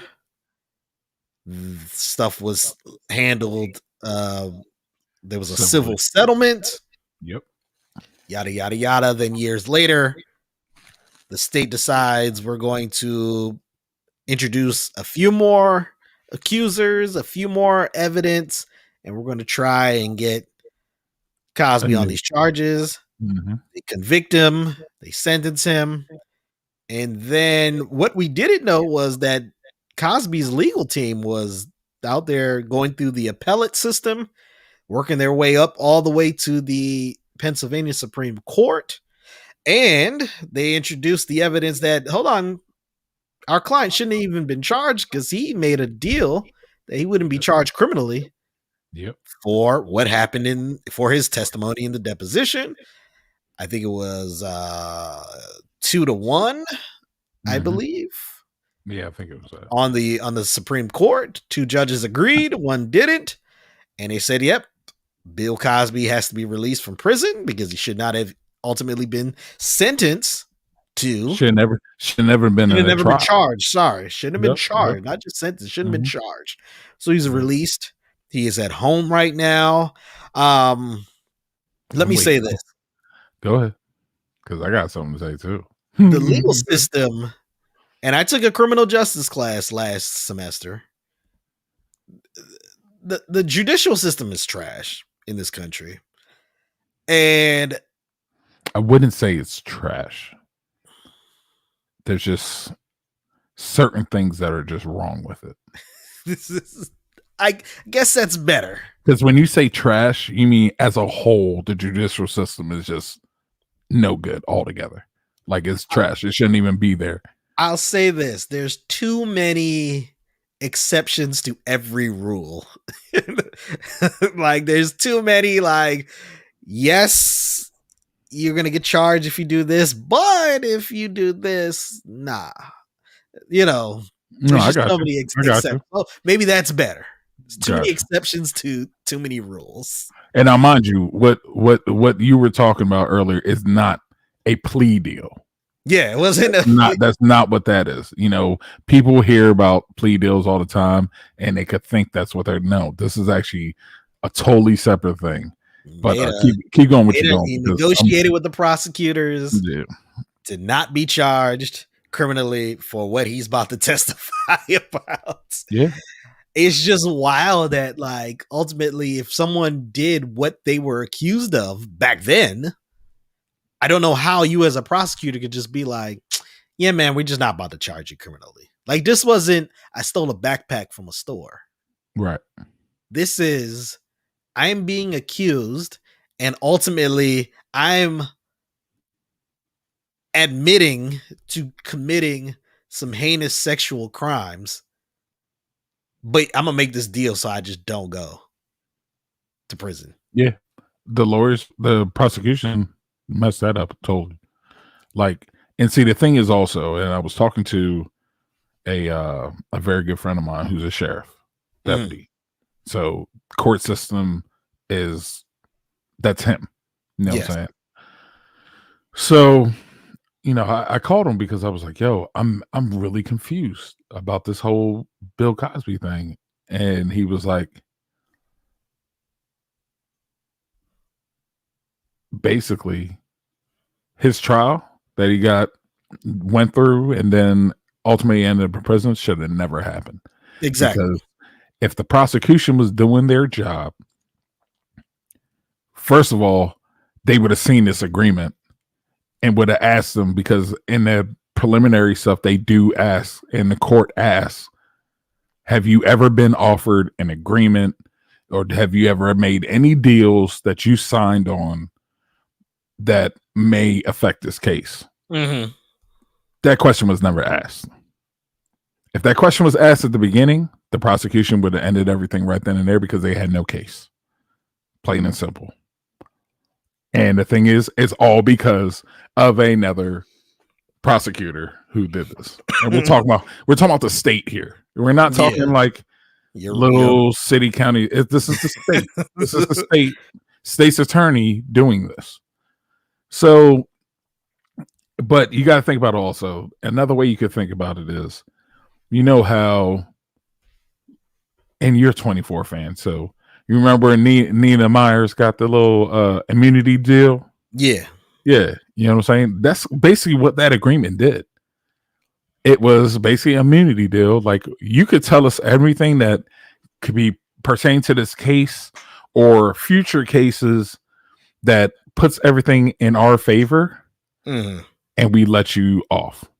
We might put you in extradition in another country or something like that. You know what I'm saying? You'll be extradited to another country or whatever you choose or whatever like that, but you'll never see prison. And that's what they did. They're idiots. But the thing is, this is the kicker. Like, because what I'm about to say has nothing to do with Bill, and people are mad now about Bill, but the same thing's going to happen with Chauvin. When the appeal happened, the same thing's going to happen with Chauvin, because the prosecution did some things that they shouldn't have done at the beginning of this trial, and it's going to let Chauvin off. Man, and when it does, it's going to be like all hell's going to break loose again. Oh yeah. But you can't. The thing is, you could be mad, but you can't be mad because the prosecutors did the same exact thing. But it is, but just fumbling the bag, and that's a problem. Yes, there's many problems with the judicial system, but at the core of the judicial system, things are right. But as you said, there's too many loopholes that allow certain things to happen that takes away these big crimes. You know what I'm saying? It's like, I could go murder 30 people right now. But if I could give the state or the government evidence towards whatever, you know what I'm saying? Say I could give the government evidence on cartels or whatever, and I could give them like all this information that they go, oh yeah, I'd be off for those 30 murders, no problem. I wouldn't even go to jail. Plain and simple. And see, I agree. Like, I understand that aspect, and I'm glad you used that 24 as an analogy. Come on now, we've seen it like 10 times. Ultimately, I'm just kind of like, how are you giving immunity to the cartel? Right. It's almost like you're the one. Like, what? And that's the part where I'm just confused. Like, and obviously, it obviously it's because he was Bill Cosby. I don't know, man. It was because it was Bill Cosby. The prosecutor. Yeah, you might be right, because the prosecutor. I don't think if it was Bill Cosby somewhere else, like California or Minnesota or whatever, Bill Cosby, I don't think a prosecutor would have did that unless the prosecutor felt that he couldn't win the case. You know what I'm saying? But unless he saw something back then that was like, yeah, well, or the time limits of whether certain incidents happen, stuff like that. Maybe he didn't know. That might be the reason why. But past that, have you seen the Major Hype Bill Cosby joint? Nah. Look, to be honest, I know you probably don't watch. I know you probably don't watch Major Hype ever since that. It's just kind of hard for me to be like, because I still don't understand. The whole thing was just messy from the break between both of them on both sides. It was just so messy. Like, I really didn't understand who to believe. So I was just like, whatever at this point. So I just haven't, to be honest, but I'm gonna have to go back and look. But I randomly saw it on Facebook. One of my boys sent it to me. He was like, "Yo, are you this dude? I can't with this dude." And it was definitely a very Cosby Show remake of their beginning scenes. So yeah, I probably heard of that. Yeah, for those in the DMV, tornado warning in the DMV. But yeah, man, it's wild and crazy. And Phylicia Rashad is under some heat because she tweeted that it's finally righting a miscarriage of justice. Phylicia Rashad is obviously a very good friend of Bill Cosby. Also, she is the dean of fine arts at Howard University. So it did come across very like tone deaf from a dean of a university when you think about the amount of sexual crimes that happen on college campuses. Right. So students were voicing their displeasure. The school put out a statement and said her comments don't reflect on the actual university, even though it does. But isn't she's a dean? So she's a dean. She's a dean. That not? Wow, I don't understand when people say that stuff. The person is working for your institution, or your company or whatever, and it was their views are not the views of our organization. But she wanted the higher ups of your organization. Like, what? Okay, whatever.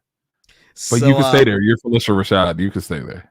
Yeah, ultimately, I spoke to a college professor and they were like, yeah, if I said that same thing on my personal social media account that was public, I would definitely be fired for that. Right. Now she's obviously Phylicia Rashad.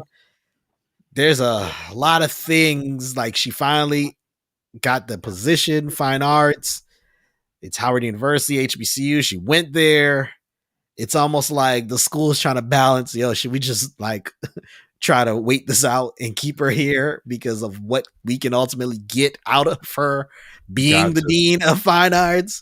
It's very interesting. Now, the annoying part to me about this entire situation, outside of prosecutors being trash, those who are fake outraged, and we mentioned it with Chauncey Billups earlier.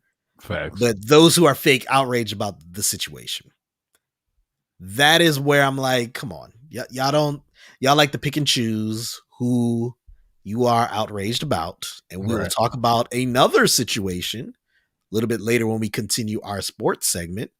And actually, we should probably get to it right now. Might as well. Good. When it gets to Major League Baseball. Yeah. Trevor Bauer. This is messy. Trevor Bauer, one of the best pitchers in Major League Baseball. Yep. For one of the most popular teams in baseball. Yeah. The Los Angeles Dodgers, who just signed a very good contract. Yeah. This season. One of the best players I mentioned. He is being accused of sexual assault on a young woman. The woman. This is just wild. This is wild stuff. Like, this is not just Like, this is not your quote unquote run of the mill. Right. No, oh man. Oh. According to the victim, Trevor Bauer, they decided, yes, they're going to have consensual sex.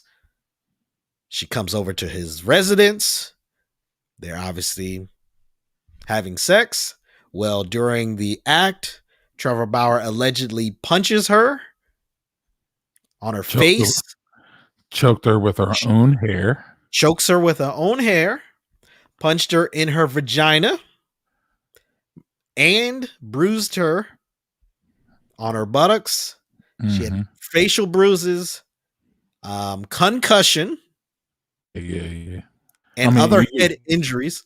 I mean, when you get hit in the face, you're getting concussion. So other injuries like that. Yeah, she went to the hospital and the authorities the day after the situation happened. She explained that. Yeah, they did. It was the day after, and I'm not trying to speculate, but it could have been, you went over at night and you went to the hospital the next day. That's the next day. And there is proof that she showed up. She has proof from the examination from the hospital that these injuries happened. So she now has a restraining order against him. Trevor Bauer is saying, the entire sexual act was consensual. It was part of a dominatrix, BDSM. Yeah. Here's the text messages and all this other documentation saying that this is what she asked for and everything. You have the text messages? No, they said that in their, he said he says he has in their joint statement and stuff. Yeah. It's messy, bro. It's a messy situation. And so I mean, he admits, like the injuries that she has, he admits to it that yes, this that definitely did happen. I'll say this because I actually spoke to someone, did some digging, spoke to someone who is into BDSM. Yeah, and they said, and I know they're safe. I did not even tell them the situation. I said, read this article and let me know what you think. So I didn't want to lead them down this path. Right. Read the article. Let me know what you think. Right. My source says, yes, that is assault. He's like, that is not, even if the plan was to end up engaging in this, at the end of the day, he crossed lines. So I know that's just one person. I don't, but that person does engage in that activity. And they were like, you can't be giving concussions. There's ways for what they call play. There's ways for maybe getting to that point. Okay. All right. Now I understand that. Yeah, because there's safe words and stuff like that. Yes. Now, mind you, those are people who are in this industry. Well, can you say industry? Well, you can say industry if it's their business, but no. You know what I'm saying. You know what I'm saying of that lifestyle. That's what I meant to say was lifestyle. But then again, you got to think about it. Maybe Trevor's not part of that lifestyle. All right, wait. I'm just saying. Maybe Trevor is not part of that lifestyle. It just so happened that this girl, they're having their back and forth conversations, yada, yada, yada. It gets to the point where like, hey, we should get together, yada, yada. And she says, this is what I like. And he's never been a part of this lifestyle before. And he basically he does exactly what she says. But obviously he's not part of the lifestyle. So you don't know, even if she did give a safe word or whatever, he doesn't know what that is. You know what I'm saying? Like, hopefully, now this is the thing with me is hopefully she gave him guidelines. Because obviously it sounded like from what his states and all that, it sounds like she's part of that lifestyle. The way she was talking.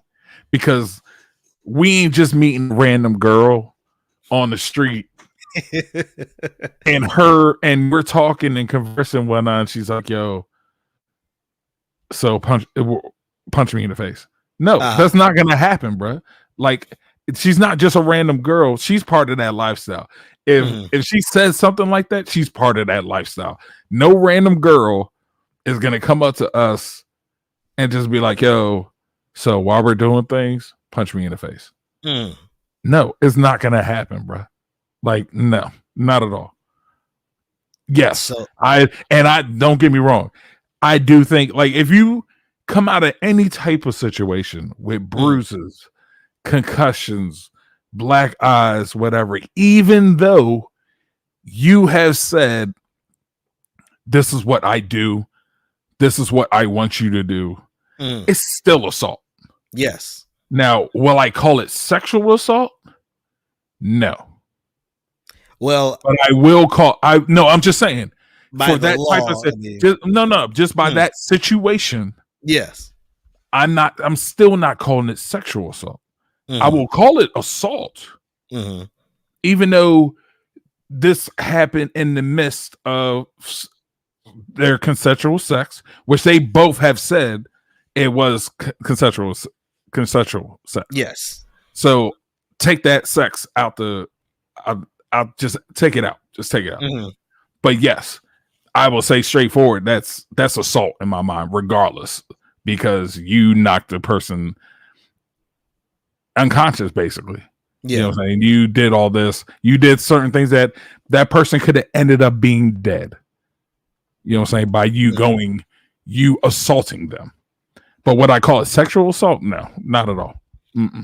So, he's still obviously in the active lineup for the Dodgers. Now, the reason why I brought up this story also isn't just because, it's a sports story. I mentioned it, how the whole thing with Bill Cosby, there was this outrage about him. I understand Bill Cosby has a higher Q rating than Trevor Bauer. Trevor Bauer is known within baseball circles and sports circles. But I just kind of feel some type of way. I did watch Sports Center twice today. I actually was on MLB radio today on Sirius XM, and it's like small snippets like, oh yeah, this happened, we're moving on to the next story. And I'm just like, you go on social media and it's a lot of, well, let's just wait till all the evidence comes out compared to how other people are treated on this thing. And that's why I've always said mainstream media just picks and choose who they want to be outraged and vilified about. But there's obviously more that's still, we got to, at some point, the authorities are going to see these text messages and we'll find out more about this situation. But like I said, when I spoke to that one person that was into BDSM, they said, that's still assault. So it's definitely assault. It's definitely assault. It's wild. Yeah, regardless if it was asked for or not, it's still assault. Yeah. And the thing about it is, and now this is me speculating, so let me put that caveat out there. Trevor Bauer is a weird guy. Like, just go back and read articles about Trevor Bauer. Go on YouTube and look at interviews. Go and look at things that he's done at several stops along the way. Like, he ain't really like, I don't think everything works. Like, and that's me speculating. This is not me, just reporting. I'm gonna have to look at some of this stuff. Like, the dude is weird. Like, so to me, I'm kind of like, the wild thing is, I'll probably watch something like I wouldn't think he's weird because I've probably done something like that. And I'm just like, I think he's just a little off. Like, it's, and I look, like, even with, like, he's quirky. He's very quirky. Like, so it's kind of like a lot of baseball players are, though. And that's why I'm kind of really weird. It's really weird how weird they are. Like, a lot of baseball players are just weird in general. I don't know what it is. So that's my thing. That's I'm just like, I already have this kind of assumption of him that he's weird and quirky, And then this happened. So for me personally, I'm like, yeah, this dude's a creep. Like this dude's out here doing some wild stuff. Mm-hmm. and look, I know it's 2021, but I've never heard someone openly be like, yeah, man, I'm really into this. Like, especially when they get to him, like, yeah, that's my thing. Like, I mean, we've seen it on like movies and stuff like that, but like in person, like I got some weird friends. Like over the years, I've met some weird friends. Still friends with them. They're just weird. But I don't think any of them has ever said, except maybe one, but I've never heard them say like, yo, like in this lifestyle, like somebody just randomly like punched me in the face or whatever. You know what I'm saying? Like there was chains and stuff like that, but there was and the little whips or whatever. But it was no like, yeah, I just like when dude punches me in the face, or I like when dude just chokes me with a noose or whatever. Whoa, relax. Like what? What are you talking about? Like who does that? But I never heard that. Like maybe in movies. I don't know. That's something we gotta look into. Not in regards to joining the lifestyle or anything like that. But no, it's just something. I don't know. That's just weird. Like weird things that we should know about, but not be a part of. Let's now get to let's get to the NFL. Let's talk about your Washington football team. No, that's not what I will see. That's why when I said there was only one thing to talk about, the Washington Redskins wasn't the Washington football team was not the topic that I thought you were gonna say. I gotta bring that up. I gotta bring up. There's two things.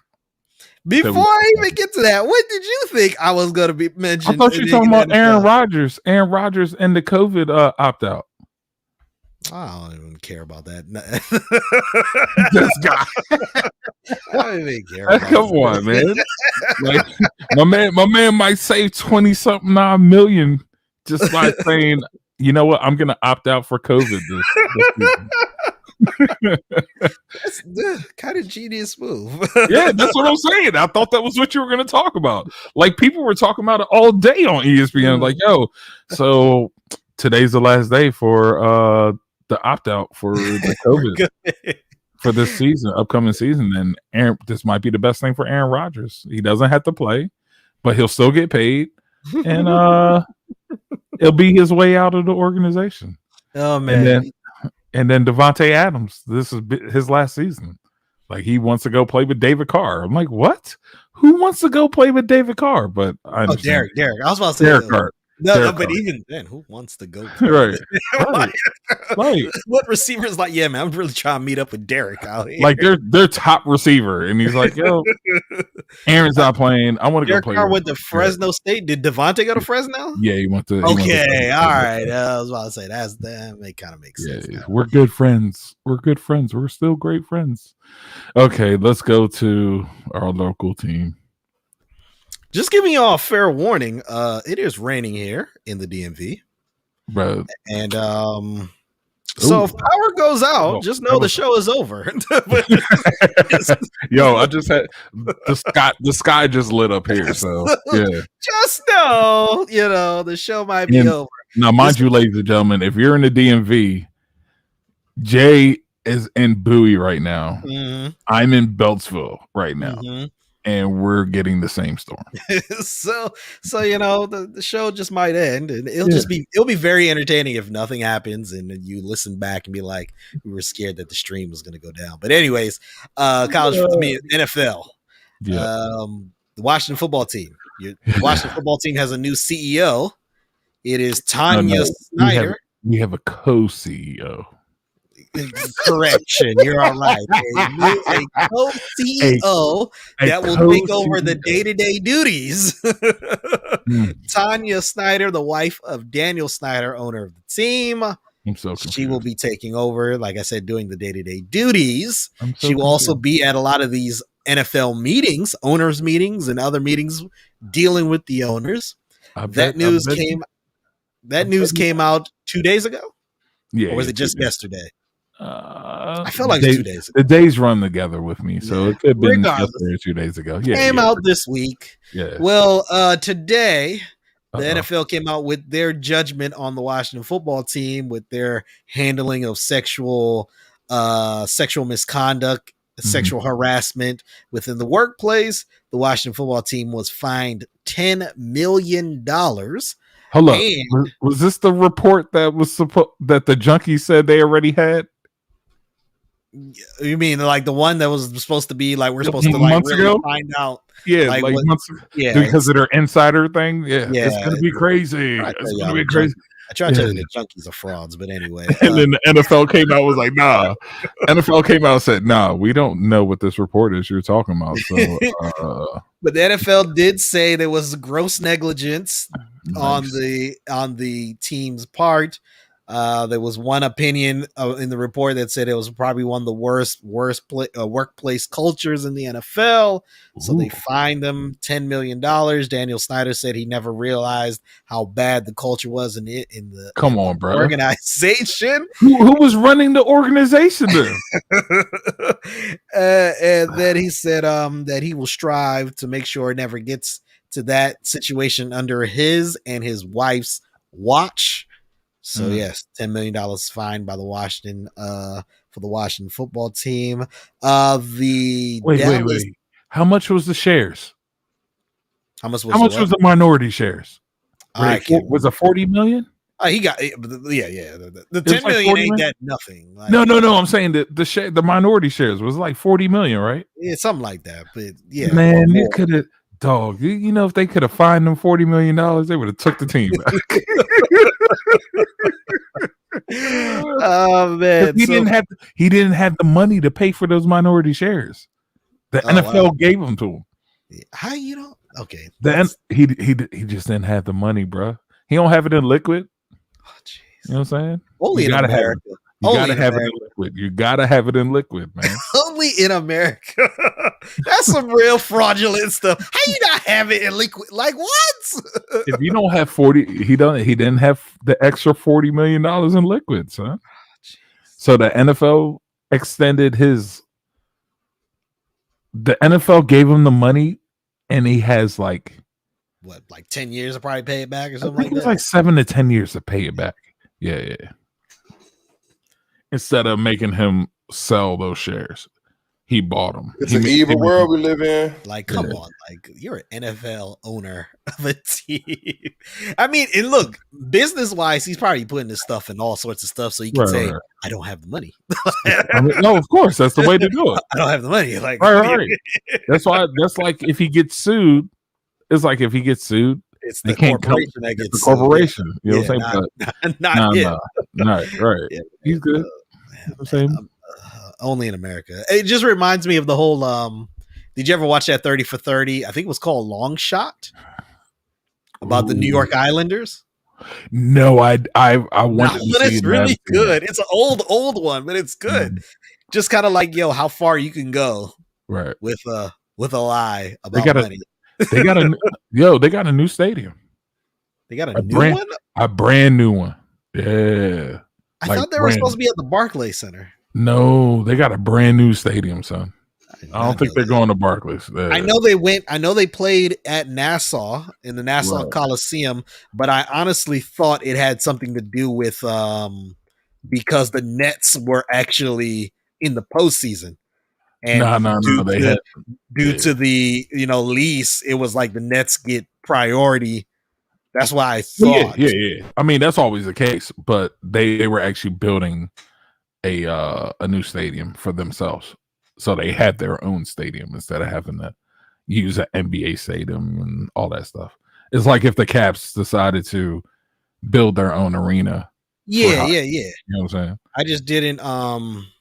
Which would be kind of cool because I always hate that stuff where they have a hockey game and then they put on the floor not too long after that, and the floor is all moisture all over, condensation, everybody's slipping all over the place. That's what Gilbert Arenas said what ended his or got him injured here.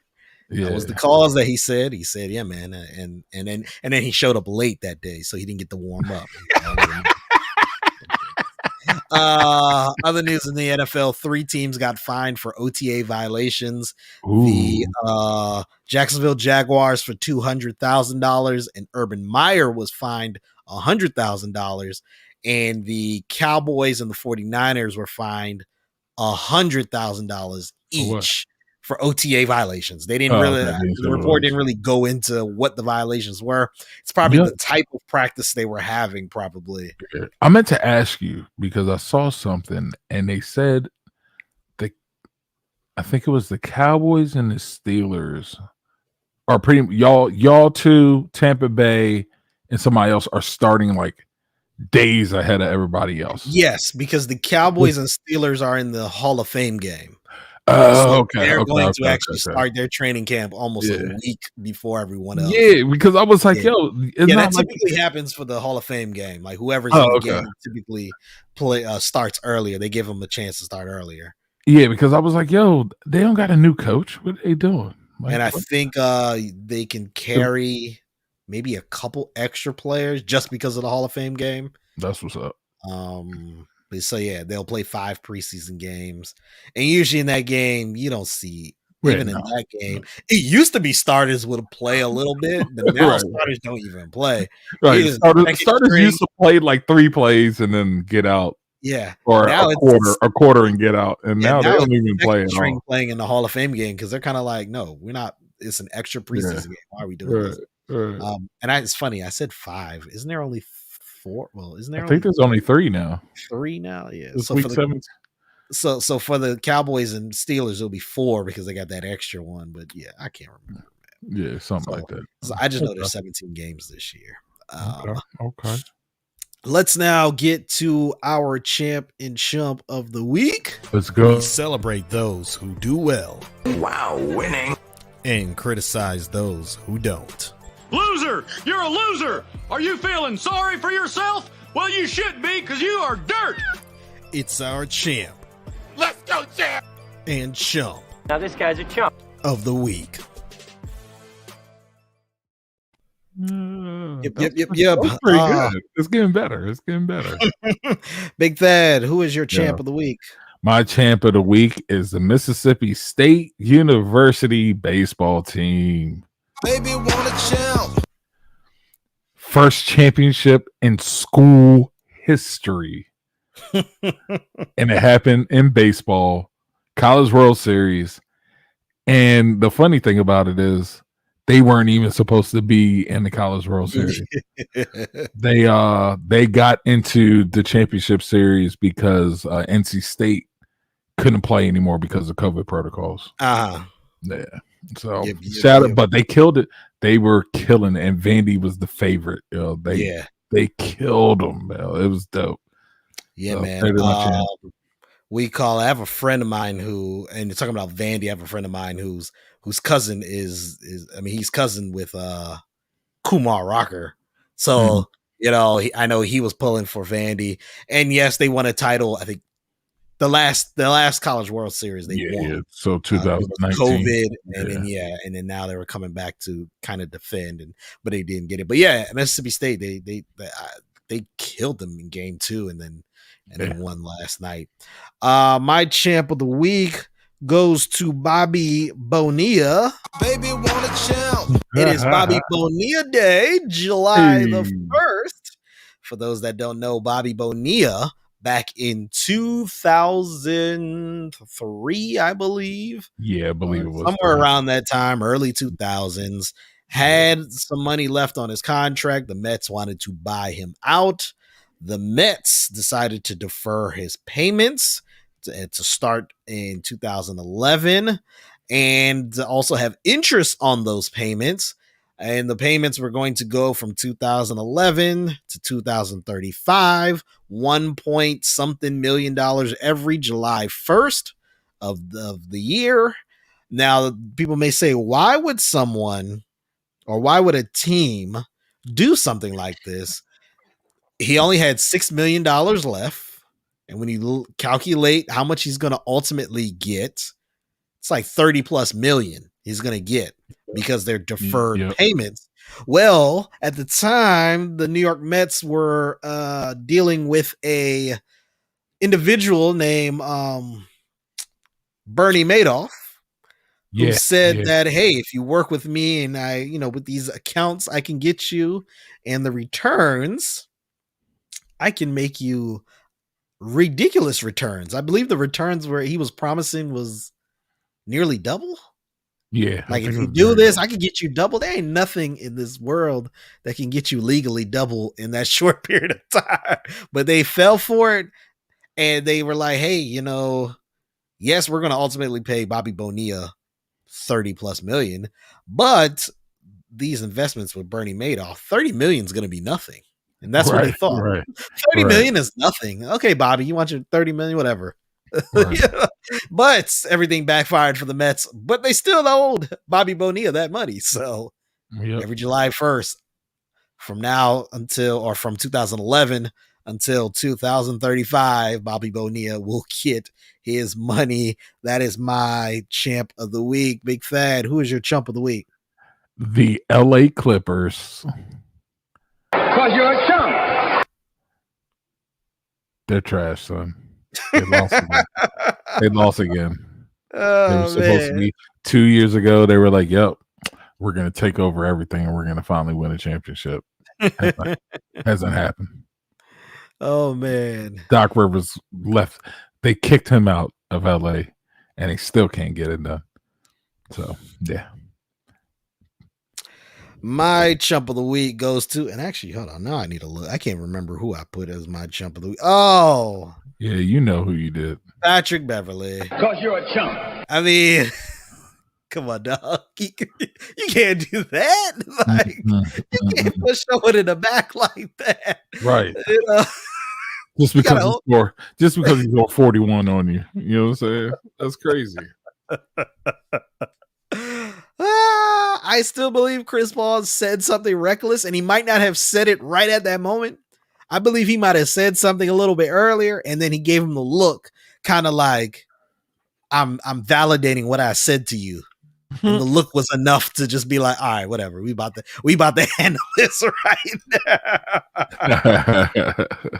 So, Patrick Beverley is my chump of the week. Cause you're a chump. I do want to go back to my champ of the week, though, Bobby Bonilla, getting his money.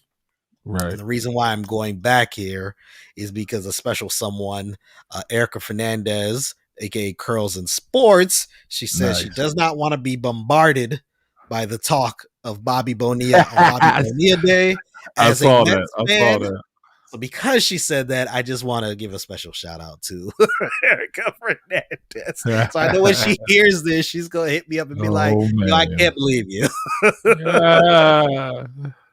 Oh, man. Before we get out of here, let's get to our last topic. The NCAA. Yeah. Today, NCAA made a big change today. Yeah, today's the first day. First day that NCAA athletes are allowed to make money on their name, image, and likeness, aka NIL. Yep. The NCAA was, honestly, they were dreading this day because a dozen states had already put it in law that July 1st was the day that they would be able, that their athletes and their states will be able to make money over their NILs. The NCAA was dreading it, said they were going to come up with a plan. And ultimately, I don't even know what plan you got to come up with. Ultimately, ended up being the same thing that these states have been saying. Right. Yeah, man, you can make money on your name, image, and likeness. You can't use the school. You can't use school licensed products within your endorsements. Right. And it's just like, yeah, you could have just done this years ago, but they didn't want to. But obviously, we know what happened with the Supreme Court case just a week and a half ago, right? Which made it more in favor of the players. The players were, the athletes will be able to get additional benefits, additional educational benefits. And then also this allowed with the new rule allowed players to get obviously endorsements or make money on their own using their own likeness. At the stroke of midnight, there were these two twins that play for. Oh, the two female twins. Yeah, they play basketball. I think at Arizona, not Arizona, because they didn't win the title. Nah, what school is somewhere either in Arizona or in California? Yeah, they teamed up with Boost Mobile. By the way, I didn't even know Boost Mobile was still around. Yeah.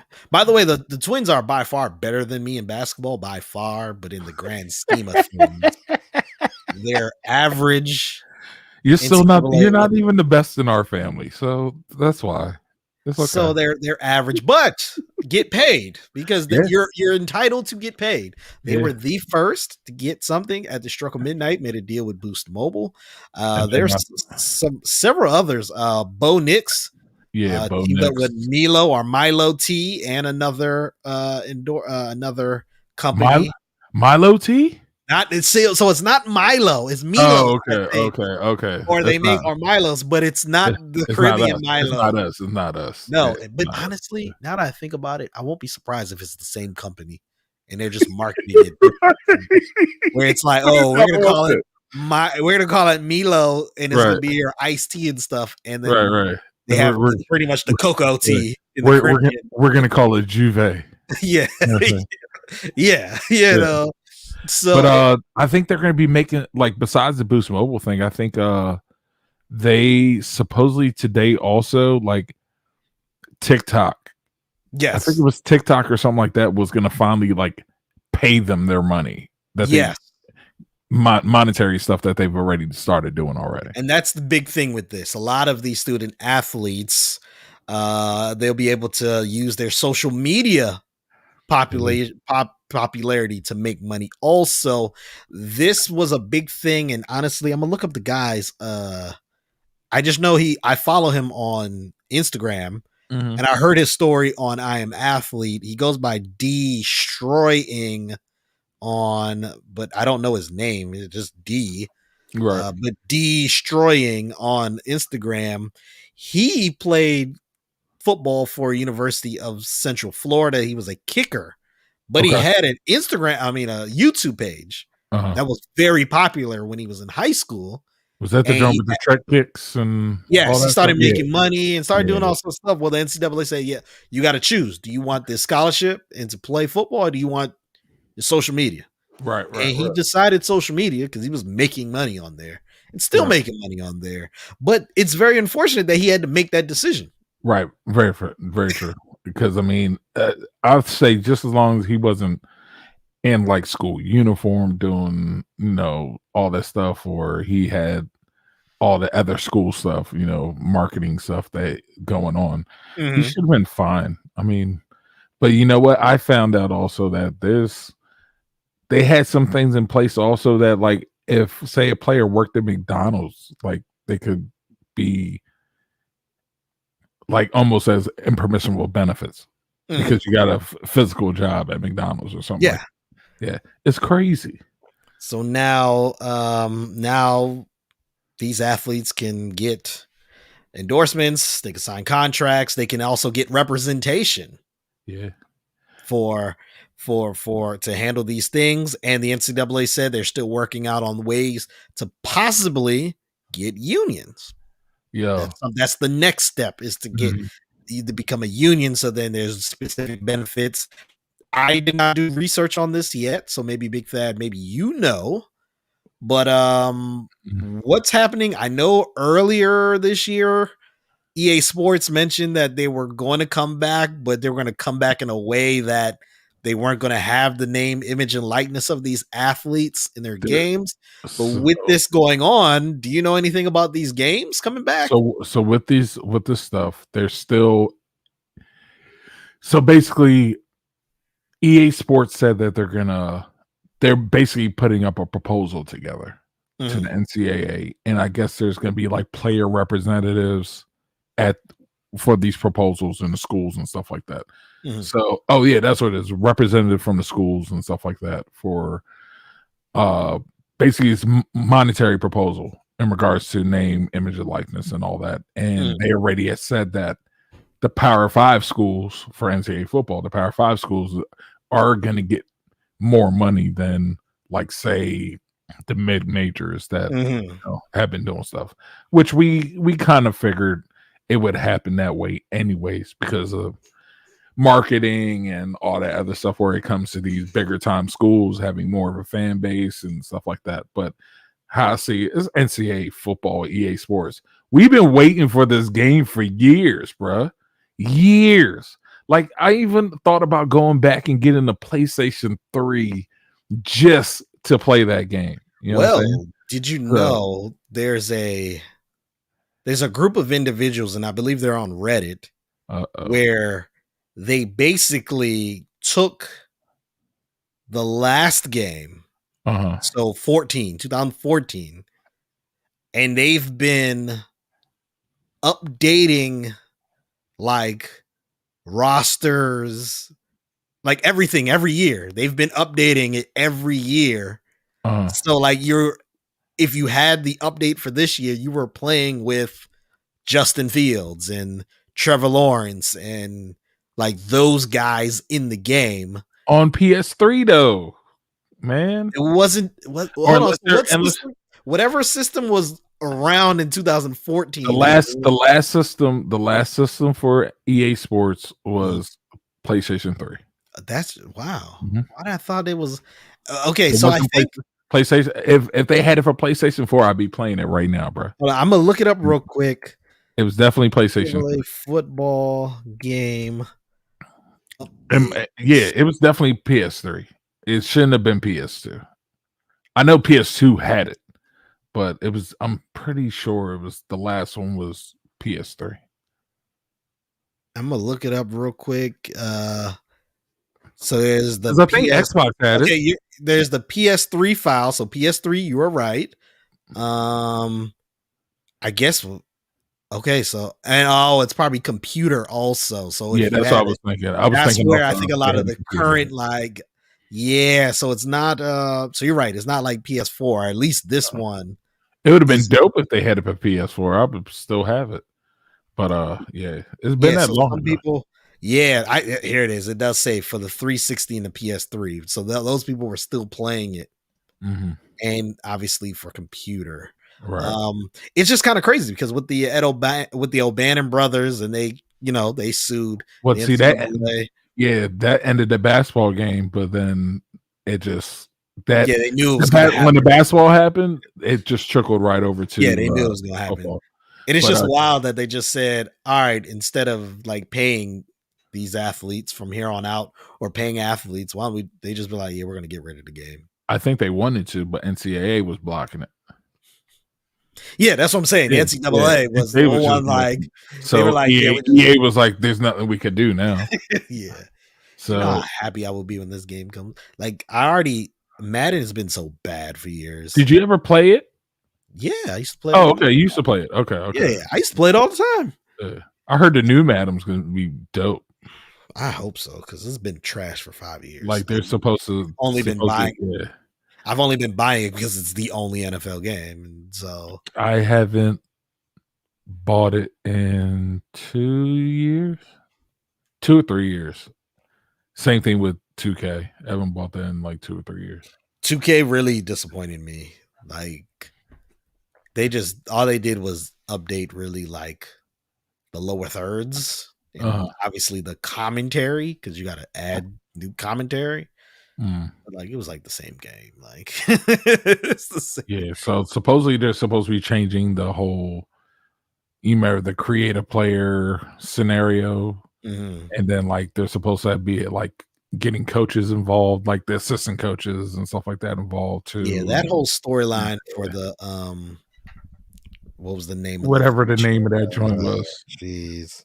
Because it only goes a couple years. Like it's the same as something that like a couple years ago, but now supposedly this year they're changing it completely now. What I liked about it was if you're someone who wants to play the game, it was like you were able to simulate through parts of the career. Right. And then you could get to the point where it's like, do you want to switch it to the traditional mode? Right. Control like every week, every game. But what I liked it because, when I switched over, I had already played think 6 or 7 years in the league.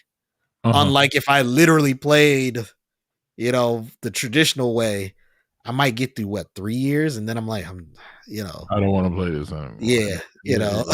So, I so that was but then it kind of just skipped a little too fast. Also, the storyline was bad. It was when you went through it, the storyline was exactly the same. Yeah, you can end up winning the Super Bowl 3 times and they cut you for someone else. Right. See, I think what they should have done is do more of the college. So like you play a couple of games in college, like instead of just like a bowl game, and then go into the whole what school you want to go to, and then you got to deal. And even that was trash. Do you know about how it went this year in this past game? No. Like pretty much, if you start off at quarterback, and you end up taking over because the starting quarterback gets hurt. You take over. You obviously it's easy. It's even on the highest level. The high school game is easy because you're supposed to be good. You end up winning most of the time, and then you go to college, and by the way, the quarterback that you took over hates you. He ends up becoming the wide receiver for you, so y'all end up being like so it's the same quarterback, story. wide receiver. It's almost the same story as the previous year. Yeah, you get to college. Right. And you're still the quarterback. Because now he wants to play quarterback now. So there's a quarterback battle. He ends up being, the wide receiver. You ball out and you win a national title. And then the coach comes and says, yeah, but I'm going to make him quarterback. What do you want to do? Do you want to go to wide receiver? Do you want to go to running back? Or do you want to be a quarterback and just go to the draft now? And it's just like, what in real world like you beat out the dude multiple times and somehow they're just like, yeah, let's just bring him back. Yeah, put him in. Let's just bring him back. It was just so bad. But back to the college, that's gonna be fun because people want to do their dynasties. They want to. Oh yeah, they want to get into that. Want to. Me, what I love to do was create a school and then make it a powerhouse. Oh yeah, no doubt. I used to create the math all over again. I would make a school and then try and the last time I did that, I tried it in the ACC, made a school, and then ended up being a powerhouse, and then I did win a national title, but that took in that process because of how college football is. Took me like 5 or 6 years to do that because I wasn't getting into just to get good.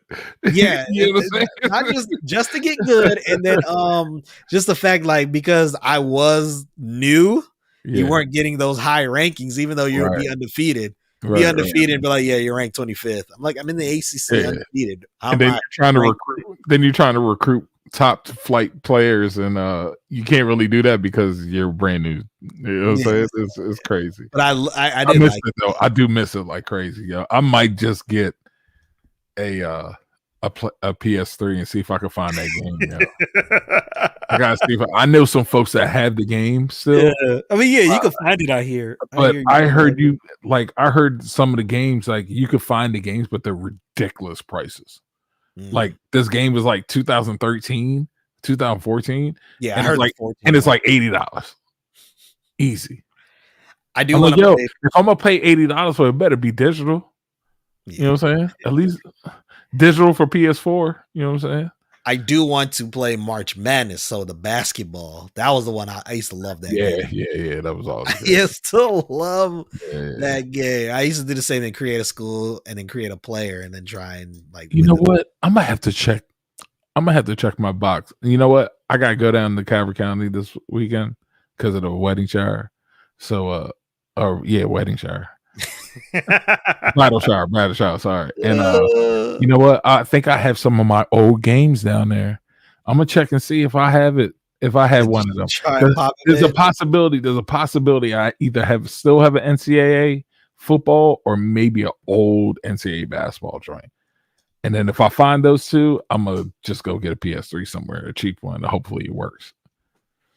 I hope now that I have an Xbox. I mean, you could probably do the same thing on PS4, because I know Xbox does it though, where you basically could buy the old games. They have a list of games that you can just like get for like $1.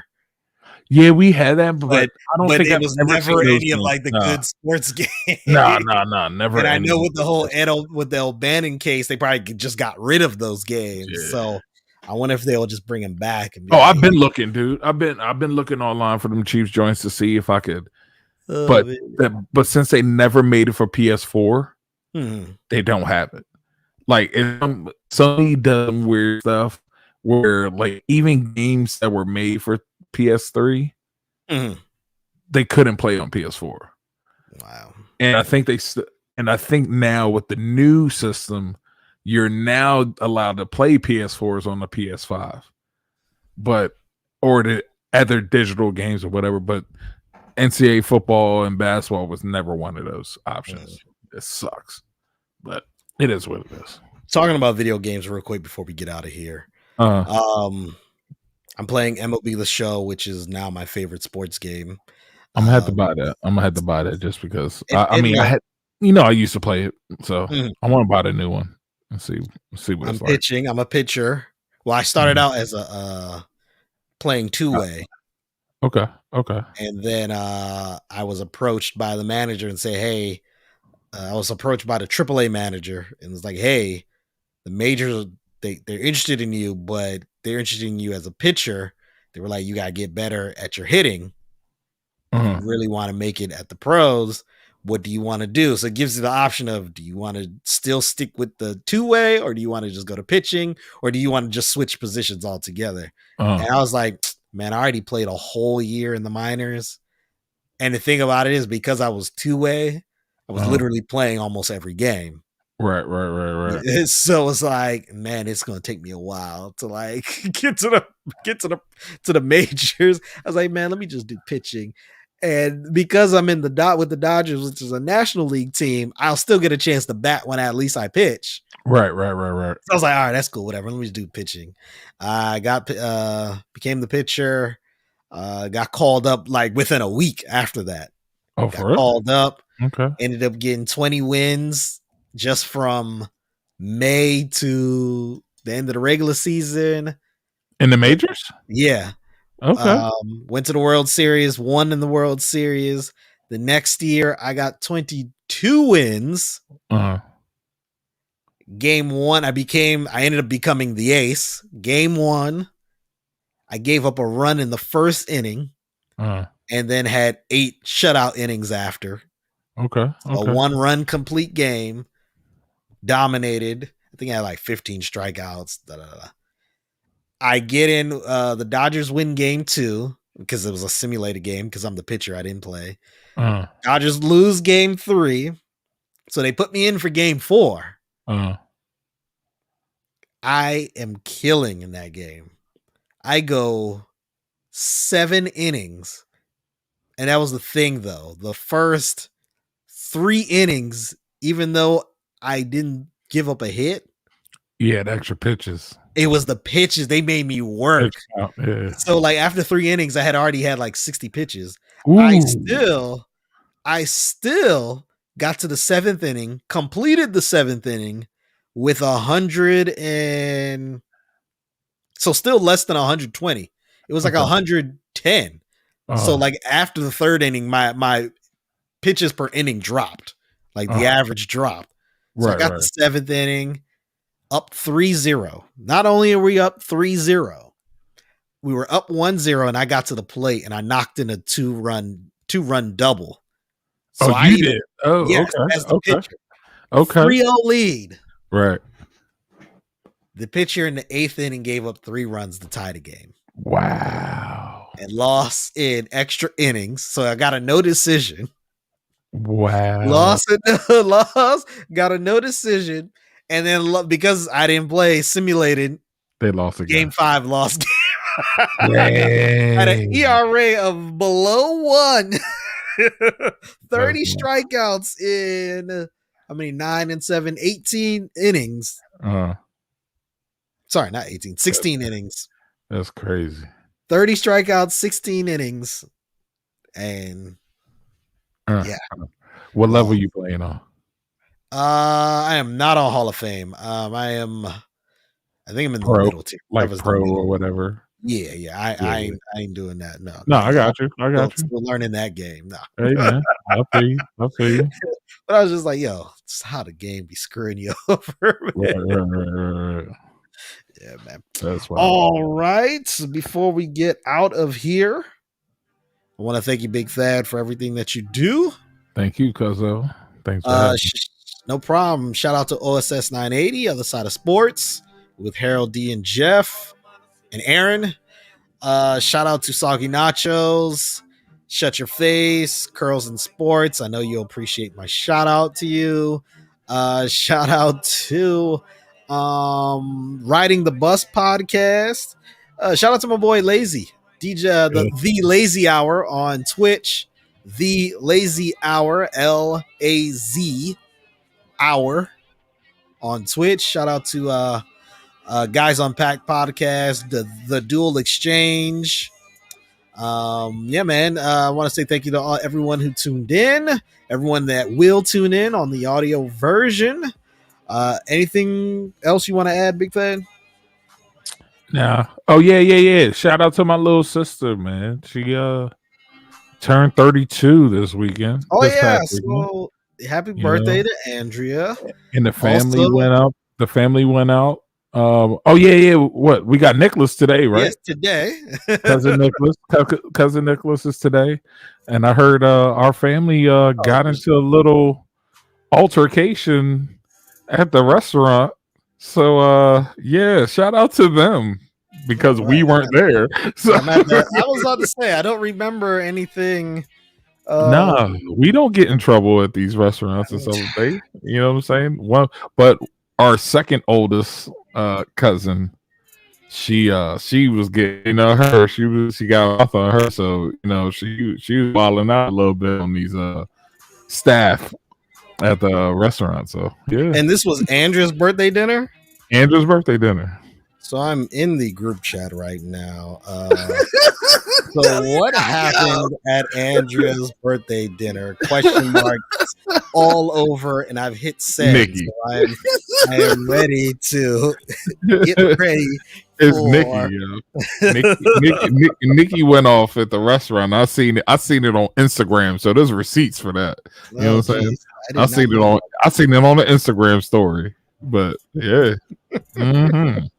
Oh man. Yeah. So yes, maybe we'll have a story next week. Maybe. Yeah. We're gonna have a story next week for sure, y'all.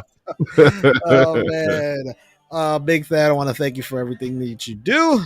Thank you, Cuzzo. Until next time, everyone. Sports Reality. Peace. Peace. All